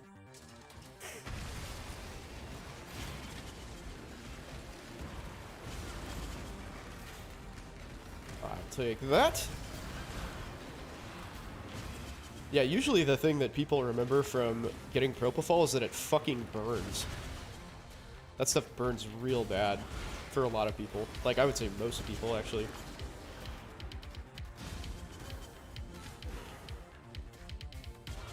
And there's a lot of disagreement about exactly why that is. I mean, the honest reason is probably it's multifactorial, but the fact that it's in like a fat emulsion is not helpful. It's a low pH, so it's like really acidic and kind of burns your veins. The fact that like the, you know, carrier itself is just like a straight up irritant doesn't help. But there's been like, it's in my opinion sort of small potatoes, but there's been a lot of research into preventing that. And actually one thing that works really well is to give somebody lidocaine, and you basically like just sort of do a like de facto tourniquet and just like grab like say if somebody has like an IV like here, you just like grab here and like squish their arm and just kind of make like a, you know, ghetto ass lazy tourniquet, and then push some lidocaine so it stays in their vein like right past their IV. And then you push the Propofol, so it sort of like anesthetizes their vein a little bit.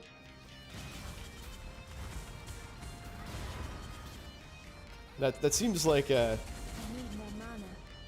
study that somebody decided to have a resident do because they wanted to go present at a conference.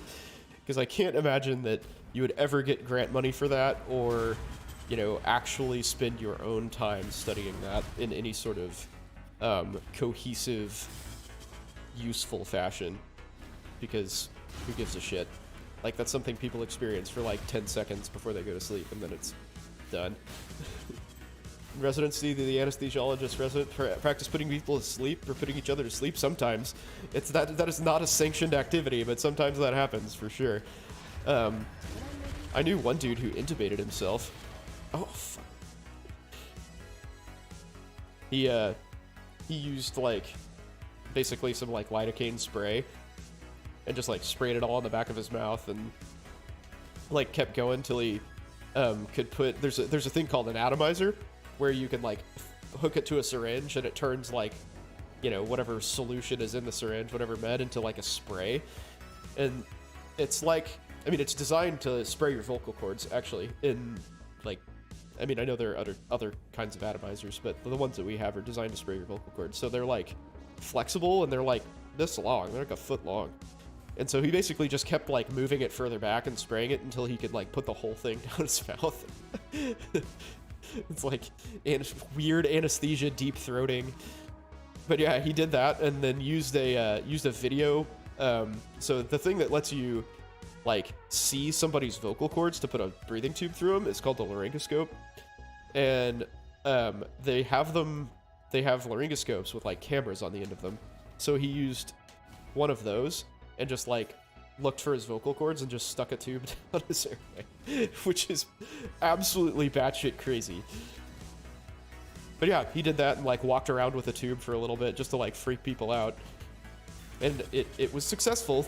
Like, we're all like, dude, Jesse, don't do that. That's really weird. You'd be good at that? You should do it. You should totally do it.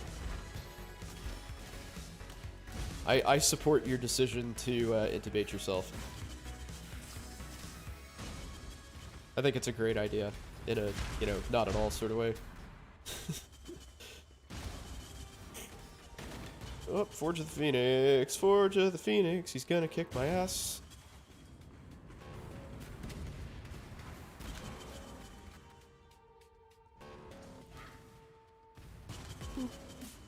So really the only Guardian that I've had problems with so far was the Minotaur, actually. And it's really just because I can't see very well. Like, he just burrows and kind of comes up and kills me instantly. And as discussed previously, this character is not very one-shot resistant. I need more mana. Like, I'm really good against, like, multiple hits.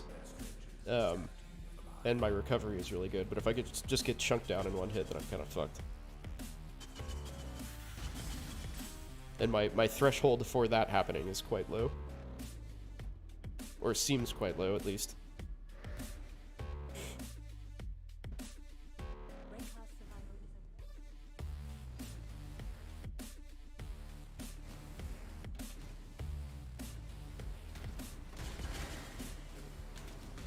But yeah, you like, I stand and just like take punishment pretty regularly, right? Like, that's a champion pack. Ooh, that was a trip back to Diablo 2 magic monster pack. Excuse me, not champions. Every now and then that slips out, and the fact that I put thousands of hours into that game becomes apparent.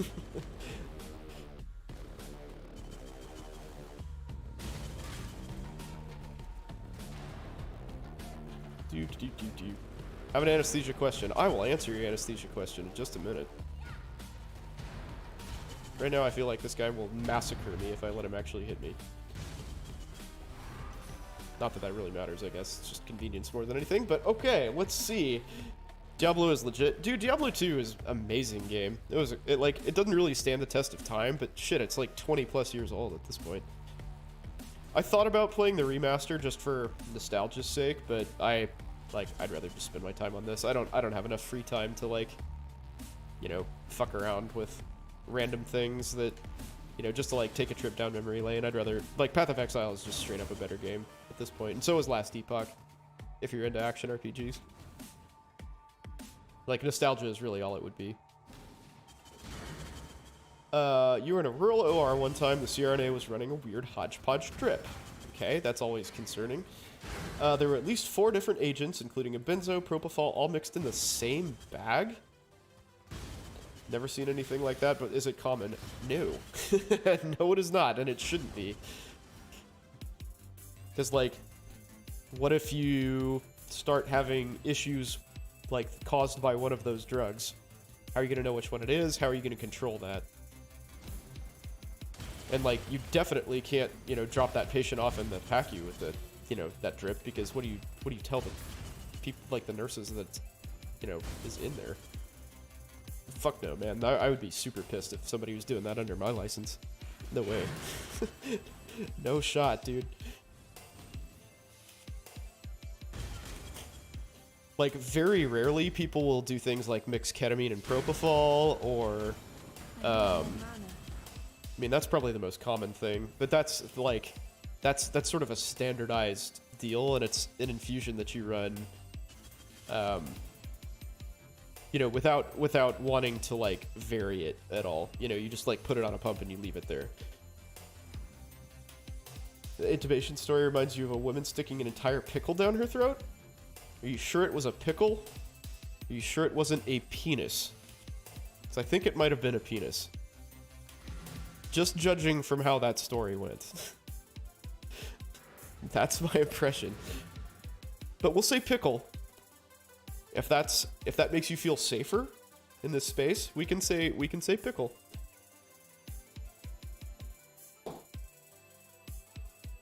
Those 500 mils of gray totally mixed together sludge. Yeah, yep, I would be unhappy with that. That would make me an unhappy, sad milkman. I would be a sad milkman if that happened in one of my rooms. I don't like that, Sam I am.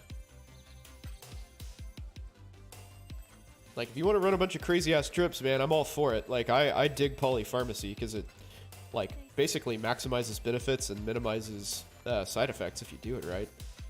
But if you just throw it all together where you can't control what the hell you're doing, then that is a problem.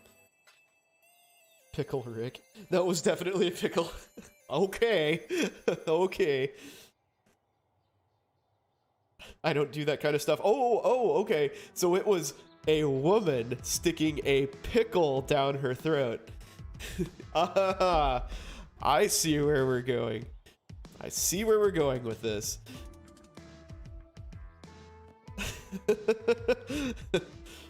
Well, fuck, man. No wonder you got into med school. You said you bombed that interview. You didn't bomb that shit, man. You're just practicing.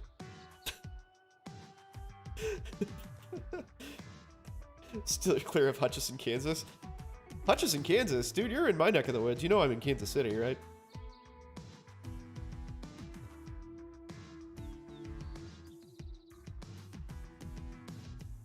Just because I do that stuff?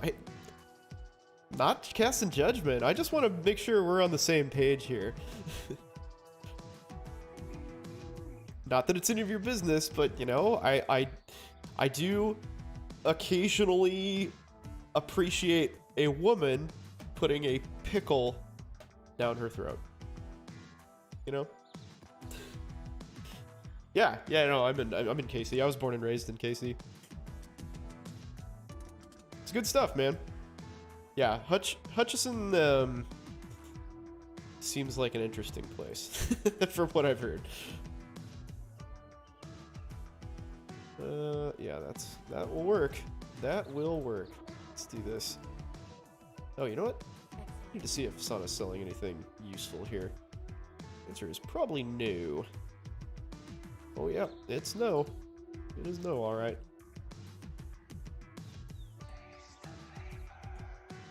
Step one is doing that stuff? Wait, doing what stuff? I'm sorry, I missed it.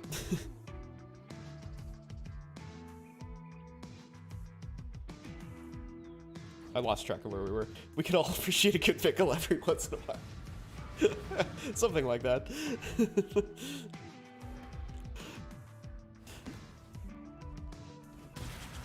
Good deep pickling. I need more mana.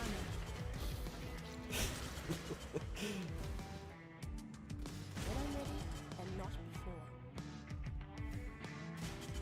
So Dre, where are you in this crazy world of medicine? Are you a med student? Are you trying to be a med student? Are you a doc? Just curious, trying to get a feel for everybody. We're all friends here. I like to know, I like to get to know you guys. Everybody seems pretty cool, and I think it's really interesting how everybody comes from, like, you know, different backgrounds and stuff, and has different life stories and experiences and stuff to talk about. But if you feel uncomfortable sharing that information, clearly you are under no obligation to do so, but just wrapping you into the community, man.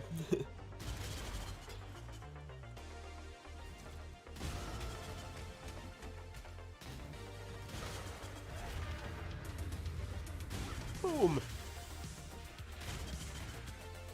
Yeah, I've heard some, actually, now that I'm thinking about it, I've heard some pretty wild stories about, like, independent CRNA practice in rural areas. You're applying, oh, okay. Applying in internal medicine, nice. Good for you, man. So what made you convert from nursing to medicine, then? That's quite the opportunity cost. Are you, and if you, since you have ICU experience, are you going to do, like, palm critical care or something with your medicine? If you do, consider anesthesia. I guess the die is sort of cast at this point, though, right? You've already applied, so never mind. Forget I said anything. Forget I said that.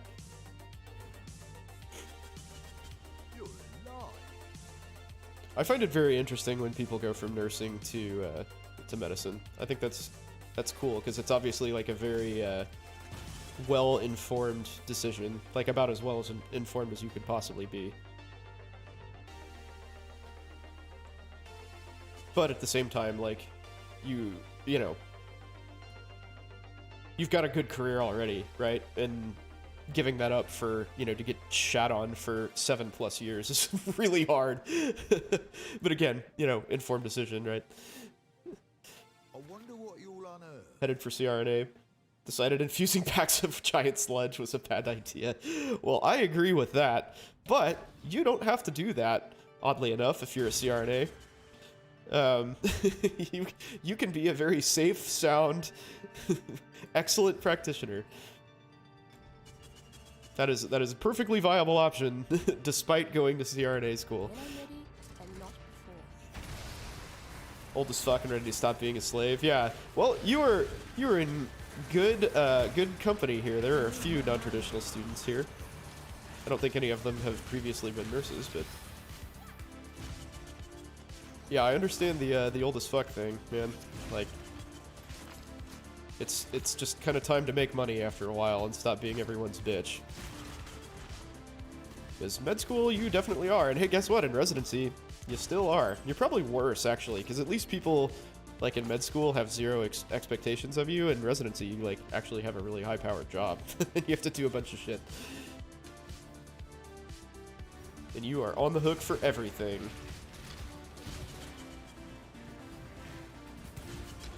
But you will be in very good shape when you're, you know, a resident, because you've already done a lot of it, honestly.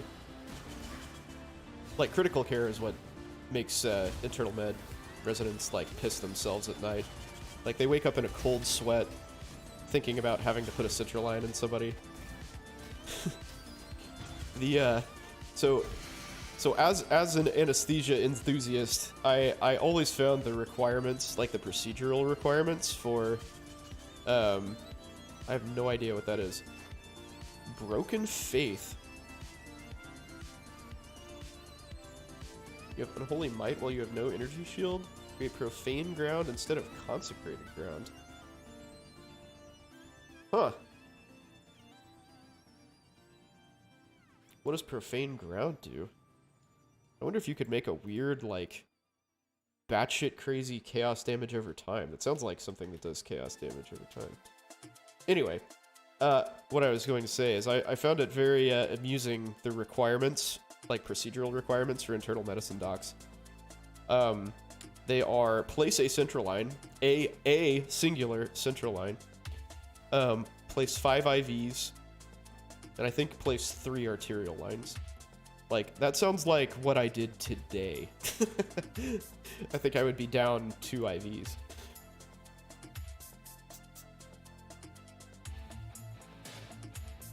But that's, and most of the residents do that, like, on simulations. Like, they have sim labs that count. And, that they, like, hardly ever do one in an actual patient, at least at the training program that I went to. I'm sure there's exceptions. And you know, exceptions individually too, right? So some people actually just like want to get in the shit and do all that stuff.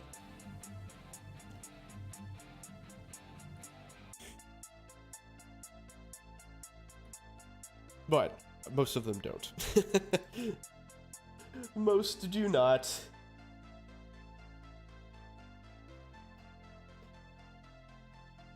But yeah, the requirements are not stringent, to say the least. What was I doing? Oh yeah, looking at profane ground. What does profane ground do?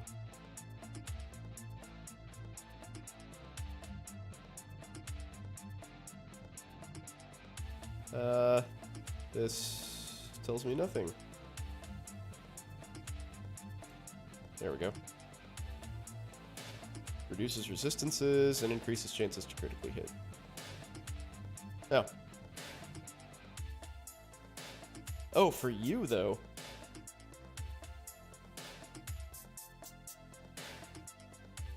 Oh, no, it makes them. Okay, got it. Okay. I'm on the same page now. I got this. I can do it. I don't really want that Nightmare Bassinet, I don't think. Even though it's... Well, what level is it? Probably pick that up. The variance in what I am residency is wild. Yeah, it definitely is. Yeah, it's like totally crab bag shit. And I think it's like it's a lot what you make of it too. I mean, especially with the critical care stuff. I mean, like I said, there were plenty of residents who just wanted nothing to do with any of that, and there were others who were just like all up in it.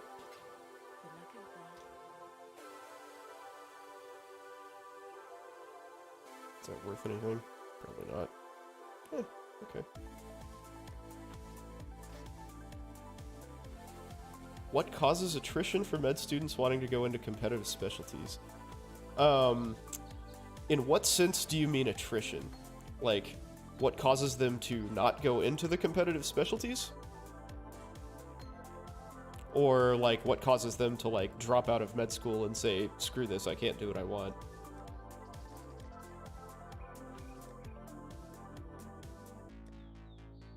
So, if you mean the former, that is what makes them do not competitive specialties,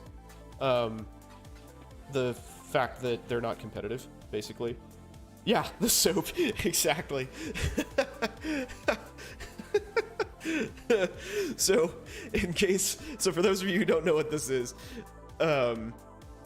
so the quick and dirty way that residency works is you apply to residency programs, they choose whether or not they want to interview you, you go and interview, you rank all of the programs that you want to, or that, you know, that you interview at, they rank all the people that they interviewed at, you submit those lists, a computer spits out where you go. People who don't match go into something called the SOAP, which used to be called Scramble, where basically programs and applicants alike just like absolutely go fucking batshit crazy for like 4 days. It's more structured now, but they just like go off the wall trying to fill their spots if they're programs and trying to get a spot if they're applicants.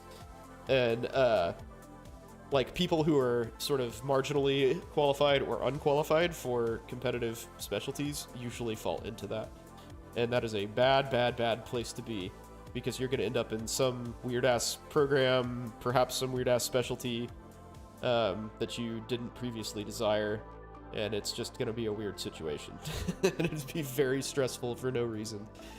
So, like, a lot of people who are in that situation, where they're, like, not super competitive, realize that and, like, get advised of that, and apply to secondary specialties, in addition to the one that they want to do.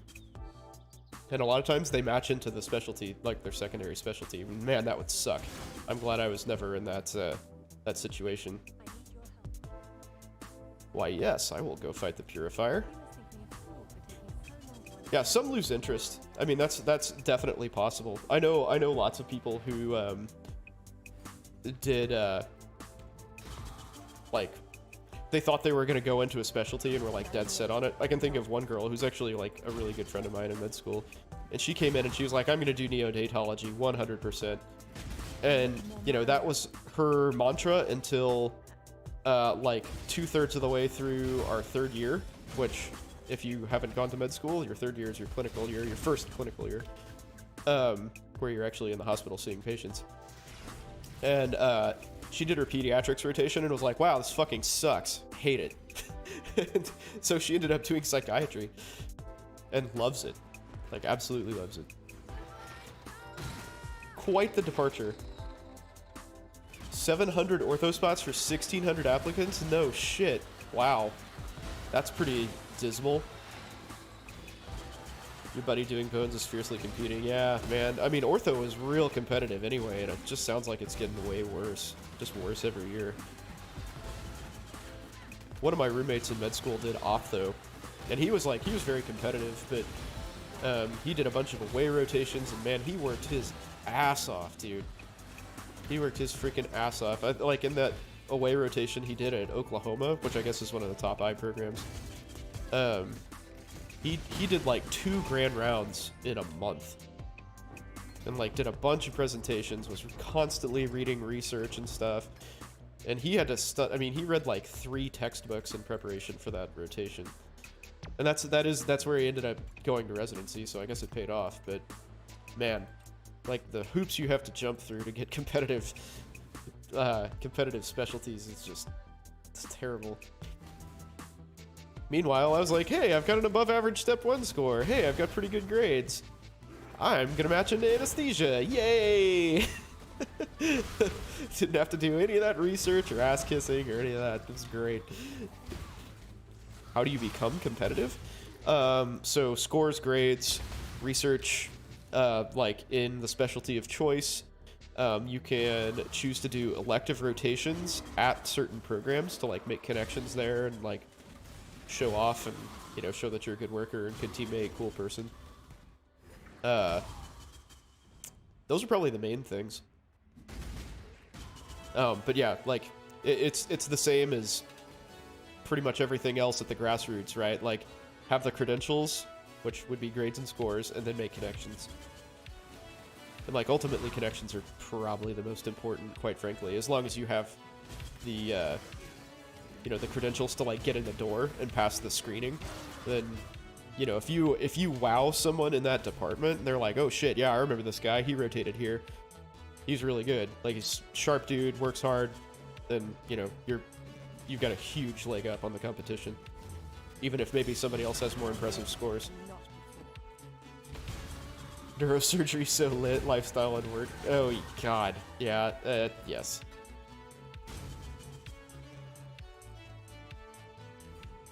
Yeah, I mean, neurosurgery is fucking cool, dude. There's no question about it. Neurosurgery is really, really cool. But, dude, that residency, I mean, those poor bastards work like 100+ hour weeks for 7 years, dude. There's no way I could handle that. Like, yeah, you're gonna start out at 7 figures, but, dude, what price victory?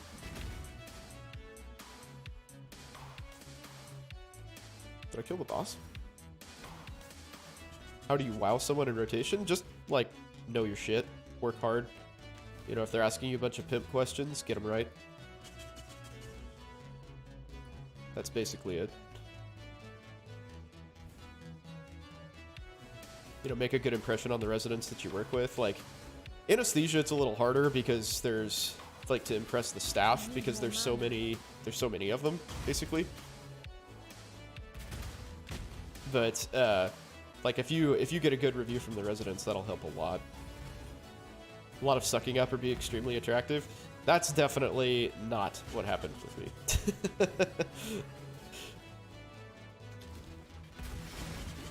Oh god, what a... Wow, that was insane. Guess I don't have a lot of experience with this guy. I mean, we kind of talked about this previously, right? Like, being attractive is, like, it's not gonna hurt you.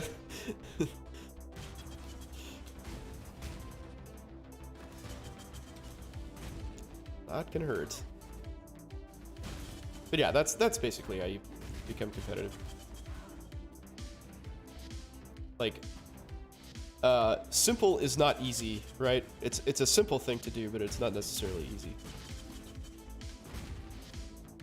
Do I feel any type of way about doctors in prestigious specialties? No. Oh man, like if you're good at what you do, you're good at what you do, whether you trained at Harvard or Arkansas, right? Or Kansas. And I think you'll find that people who bother to go to like really prestigious programs generally want to stay academic. In which case that makes a big difference, right? Because that's another form of connections where, like, you know, if you go to Hopkins, everybody's like, oh yeah, Hopkins, that's a really great academic program, but, you know, maybe you don't get the most, like, clinical training there. Like, everybody's kind of focused on research and, like, these weird-ass zebra cases and shit like that, but you can't, like, you know, show up and throw down a 20 ENT surgery day and, like, you know, flawlessly and be the strong link, which is really what's valued in the real world, right? It's throughput. like efficiency and, you know, competence, clinical competence are what matter if you're doing private practice. I mean, that, like, yeah, research is cool and all, but if that's your thing, you're not going to do what I do. For sure, where you're burning down 20 plus cases a day just by yourself.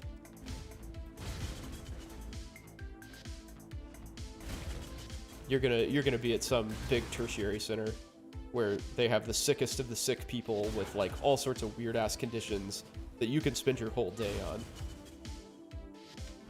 Which is fine. I mean, I totally get that. Like, that stuff's really interesting, but that's just not what I want to do for a career. Have I ever looked up plastic surgeon or derm residents from any local program? Yeah, I know for a fact the derm residents at my training institution were like, it fit every, you know, high heels, very attractive girls, like, yeah, 100%. 100% fit the stereotypes. Plastics, pretty much same deal.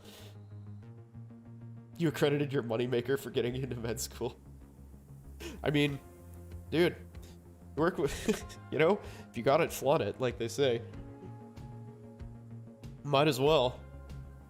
If you're in family medicine, would you feel like less than somebody in neurosurgery? Me personally, no. I would be frustrated with myself that I sort of gimped my income potential, to be honest. And, you know, put in a similar amount of work. Maybe not as neurosurgery versus family practice, but like that part would frustrate me. But as far as like, you know, functionally, no. Ow. Your moneymaker, the old ludicrous song. Shake your moneymaker. Yeah, some people do really value the prestige. And actually, like, my roommate that I talked about, he is one of them. And he was very, like, upfront about that. He's like, hell yeah, I want to go to a prestigious program. I mean, it can't hurt you, right? You know, it's not going to hurt. It just might not be useful, depending on what you do.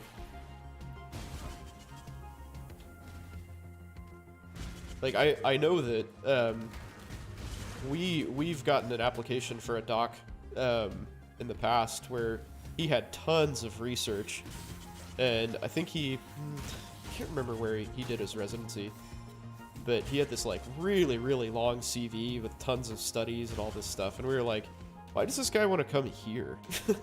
You know, like, it's like, why is he coming to this hospital? He's not going to do any of this. There are no research opportunities here. You know, so it's like almost a negative for him. You know, it's like, at the very least, it's something you kind of have to explain your way out of. Like, why, you know, you've had this like illustrious and prolific research career. Why are you coming to like podunk border town hospital here to practice? This doesn't make sense.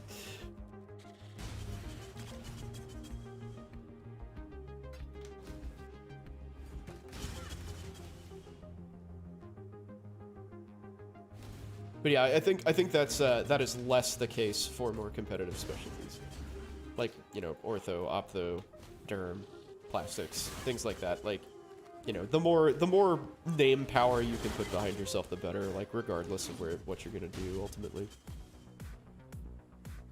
Because at a certain point, if you're gonna do private practice, like plastics especially, you know, like, how swanky does it sound to be like, you know, Johns Hopkins educated plastic surgeon? Like, who knows what Johns Hopkins' plastic surgery program looks like? You know, they may all be fucking idiots and like spent their entire time doing, you know, research, and they can't, you know, surgerize their way out of a paper bag, but, you know, it sure does sound fancy. Because that does happen. I have seen that multiple times. People from like really high-powered programs just are not clinically good. I mean, it just like wasn't a focus for him. Seems pretty good.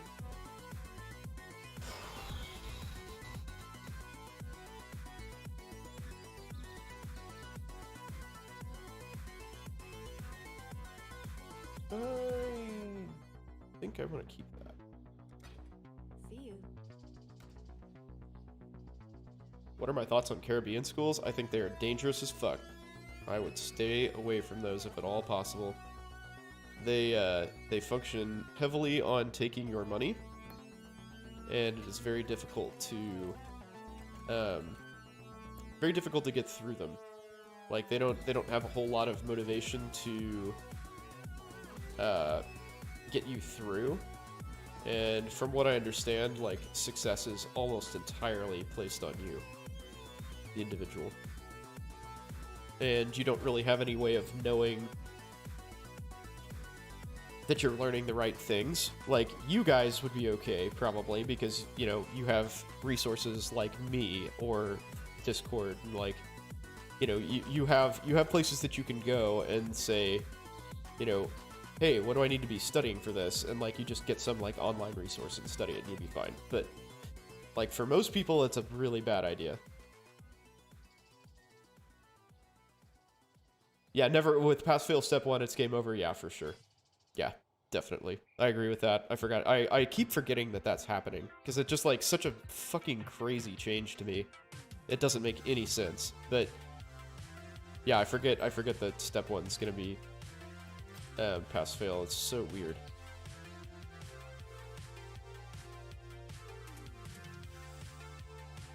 Yeah, put it up for 10.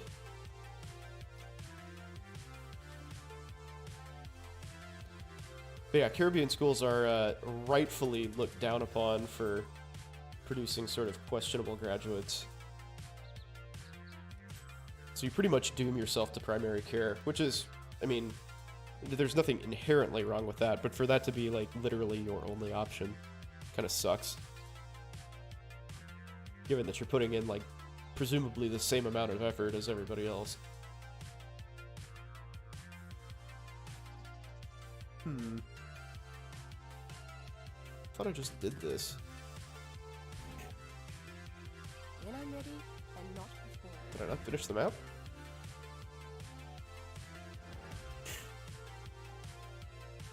You'd rather have pass-fail step 1 with more weight on step 2? Well, my friend, you are getting your wish, I'm pretty sure.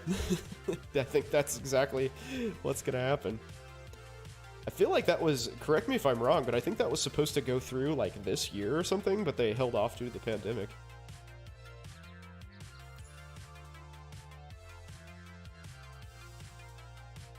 Oh, yeah, shit, I forgot to put the watchstones back. Damn it.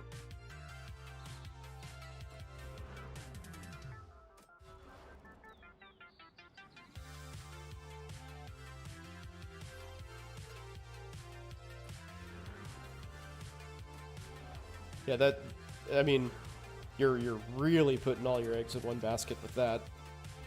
And step 1 is much more convenient to study for, quite frankly. Like, it's less clinically relevant, but they, you know, schools are used to it, and so they give you that summer break so you can study for it. Corrupted. Ah, okay, and the Awakener. Bummer.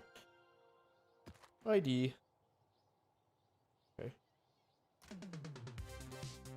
Yeah, like, that's accounted for in... Oh, fuck. Well, I can't run that. That's accounted for in medical education, basically. But step 2, not so much. Like, you kind of gotta carve out your own time and figure that shit out on your own.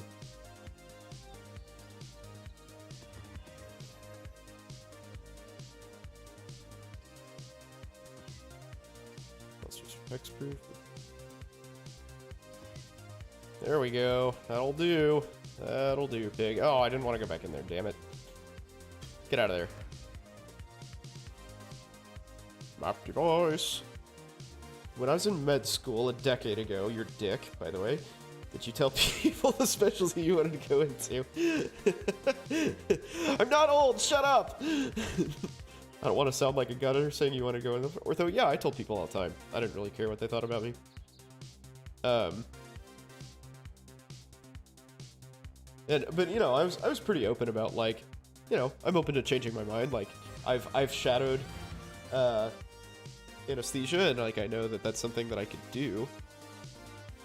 But, you know, I'm open to having my mind changed. It just, like, it worked out that that's what I wanted to do, so. Yeah, I mean, telling people you want to do ortho is, like, as long as you're prepared to, like, put in the work and, you know, understand that med school has a lot of really crazy people in it sometimes, and that may paint a target on your back for those people who are competing with you. I think that's unlikely, realistically, but, you know, just be aware that that's, you know, that has happened in the past. Then, yeah, I mean, telling people what you want to do is fine. As long as you're realistic about it, dude. You know, like, you know that you're gonna have to, you know, be top of your class and do a bunch of research and get good scores and stuff, and yeah, go for it. I mean, you just take care of your own battle. You know, fuck what everybody else thinks. You figure your stuff out. You have the resources, like I was just saying. You've got the resources to figure out exactly what that takes, and you just go do it. Want to become famous? Not really. Fame sort of sucks. First time chat from viewer, huh? Also last time chat from viewer. Bye-bye. But thanks for wasting my time. Keep it under wraps and then say psych. Yeah, exactly. Yeah, and you'll have like an academic advisor and stuff in med school, so it's not like you have to go this alone. And they can point you towards, you know, like local resources for that, for whatever specialty you choose, whether it's ortho or something else. Something else like way cooler, like anesthesia, for instance. I kid. I actually thought about going into ortho. That was like my second choice.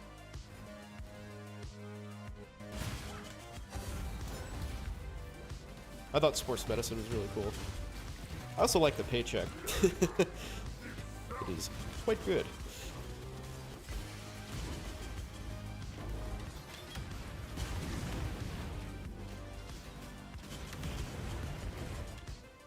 Yeah, something about like working on people with power tools is like fucking cool. Like just the fact that that's even possible is like awesome.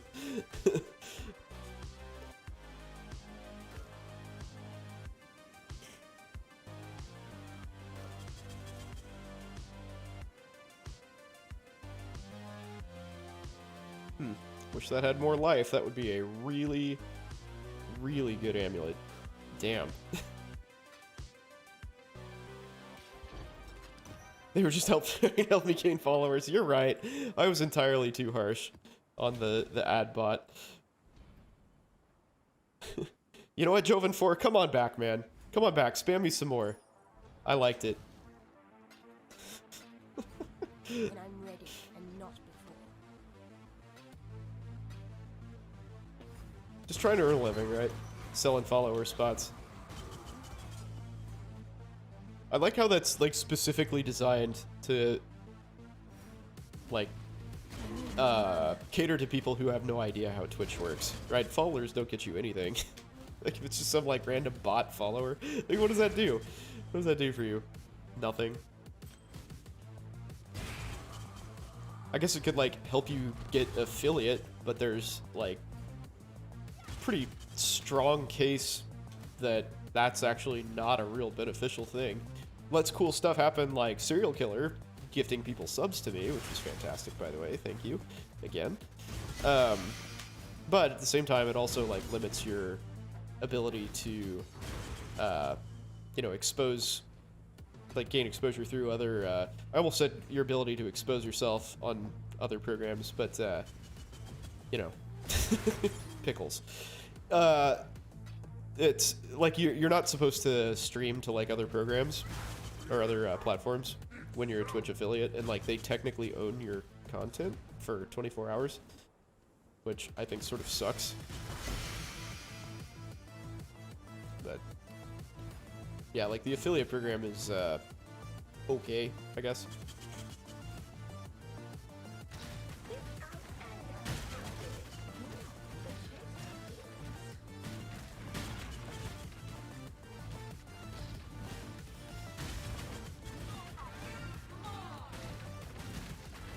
But yeah, like extra followers does absolutely nothing for you if they're just empty slots, you know, who gives a shit.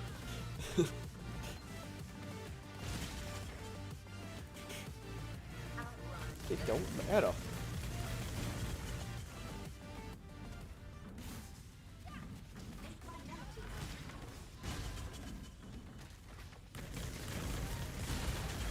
Ooh.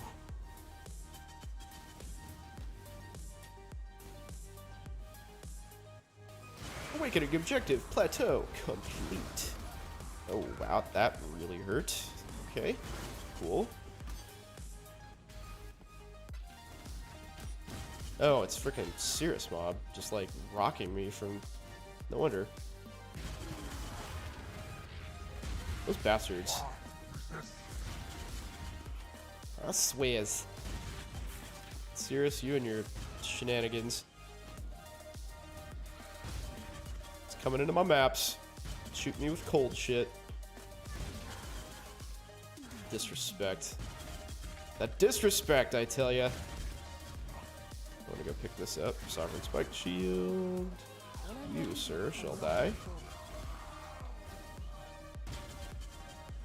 Well, I think it's safe to say that I have not achieved my goal of getting tons of currency tonight, but that's okay. In fact, I think I've only spent currency. Wah wah. Oh, it's so close. So close to really good. I want to see what this would look like if it even just had 50 life.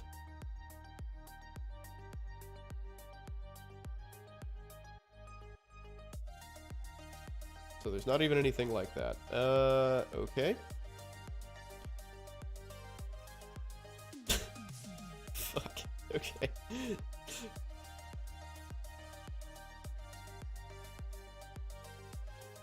I know I have what it takes to do what you want. I don't quit and I don't run. They can act tough all they want. They're not going to scare me off. Good. Good for you, man.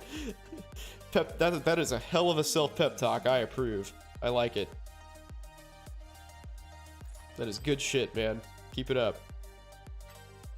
Yeah, I mean, it takes a lot of work. It takes a shitload of work to get into a competitive specialty, but you can do it. Anybody can do it. Again, you have the resources to make that happen. And, you know, sort of the journey to figuring out exactly what that is going to require of you, like, on a personal level, is hard. You know, that's a tough thing. But, you'll figure it out. Figure it out pretty quick, probably. In fact. It's like you'll get that workload thrown at you, and you're like, okay, well, that sucks, but I can handle it. Good luck And out there. you will. Everybody does.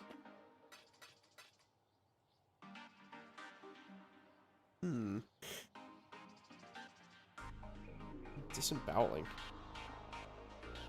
Melee crit chance? Wow, okay. That's actually probably a pretty good thing to have, huh? With these mods.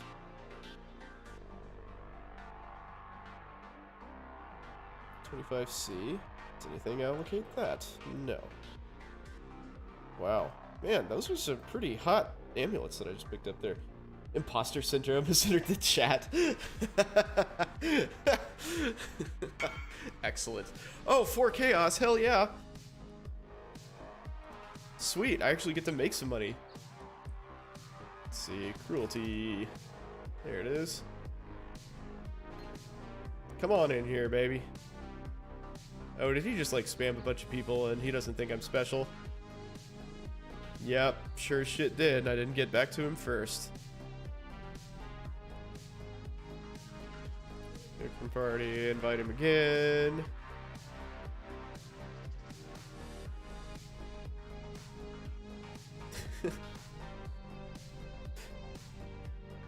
What's this worth?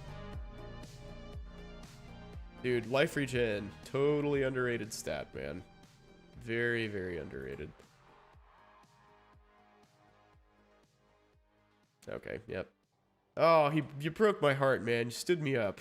What a jerk. What is aspect of stone? 20. Oh, that's pretty good. Avoid physical damage from hits.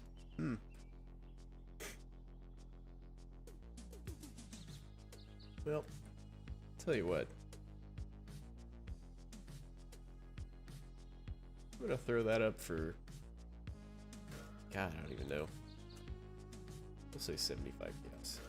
That's never gonna sell because it's a talisman and people hate talismans, so yeah. I'll put this bitch up for 30, I guess.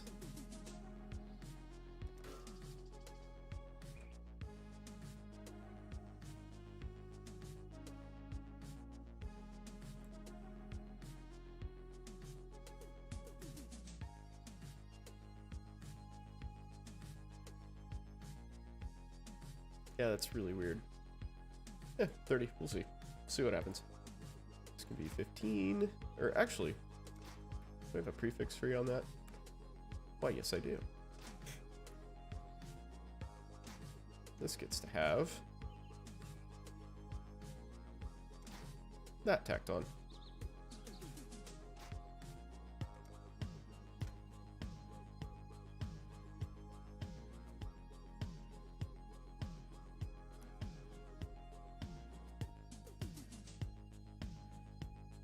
Lots of life regen. Nothing like that exists. Goodness. Goodness me. Okay, Redeemer gloves. What can you do with Redeemer gloves?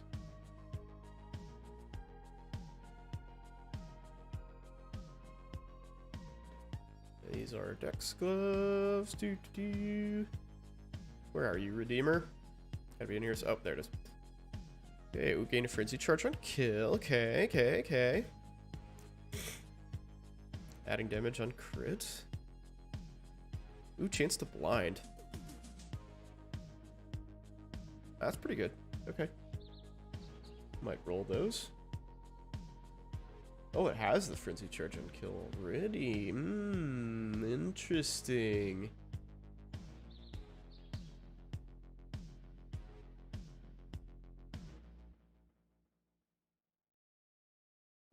Okay. I'll put life on that and go to town.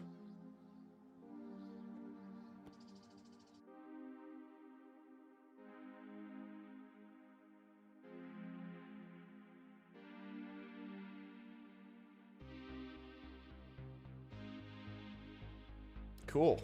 I like that. I like where that went. You can be an exalt. Of course, it's not worth anything if I can't actually sell it. But that's okay. Vault power siphon. I'll hang on to that. Alright, folks. Well, I'm going to turn into a pumpkin here before too long because I got to be up real early to smoke my turkey. Thank you so much for joining you. I appreciate for joining you. For joining me. Thank you for joining me. Yeah. Happy Thanksgiving, folks. I really appreciate you spending the time here. Hopefully you have a great holiday. Thank you, everybody, for subscribing here. Thanks for following. Don't forget to watch me on YouTube. I will be back here Sunday evening, I believe. 8 to 10 Central, as per usual. So I will see you then. Thanks again for watching, and have a great holiday season. Let me know what you do for Thanksgiving and how it works out, okay? I want some stories Sunday. That's your mission. You're welcome, Cockroach Princess. Thank you. Thank you for hanging out and participating, man. Being a good part of the community. I appreciate it. Can I stream me smoking a turkey? I probably could, theoretically, but it seems like a pretty big hassle with my webcam. Yep, happy holidays to you too, Jay. Appreciate you guys. So yeah, again, happy Thanksgiving. Take it easy, y'all. I'm out.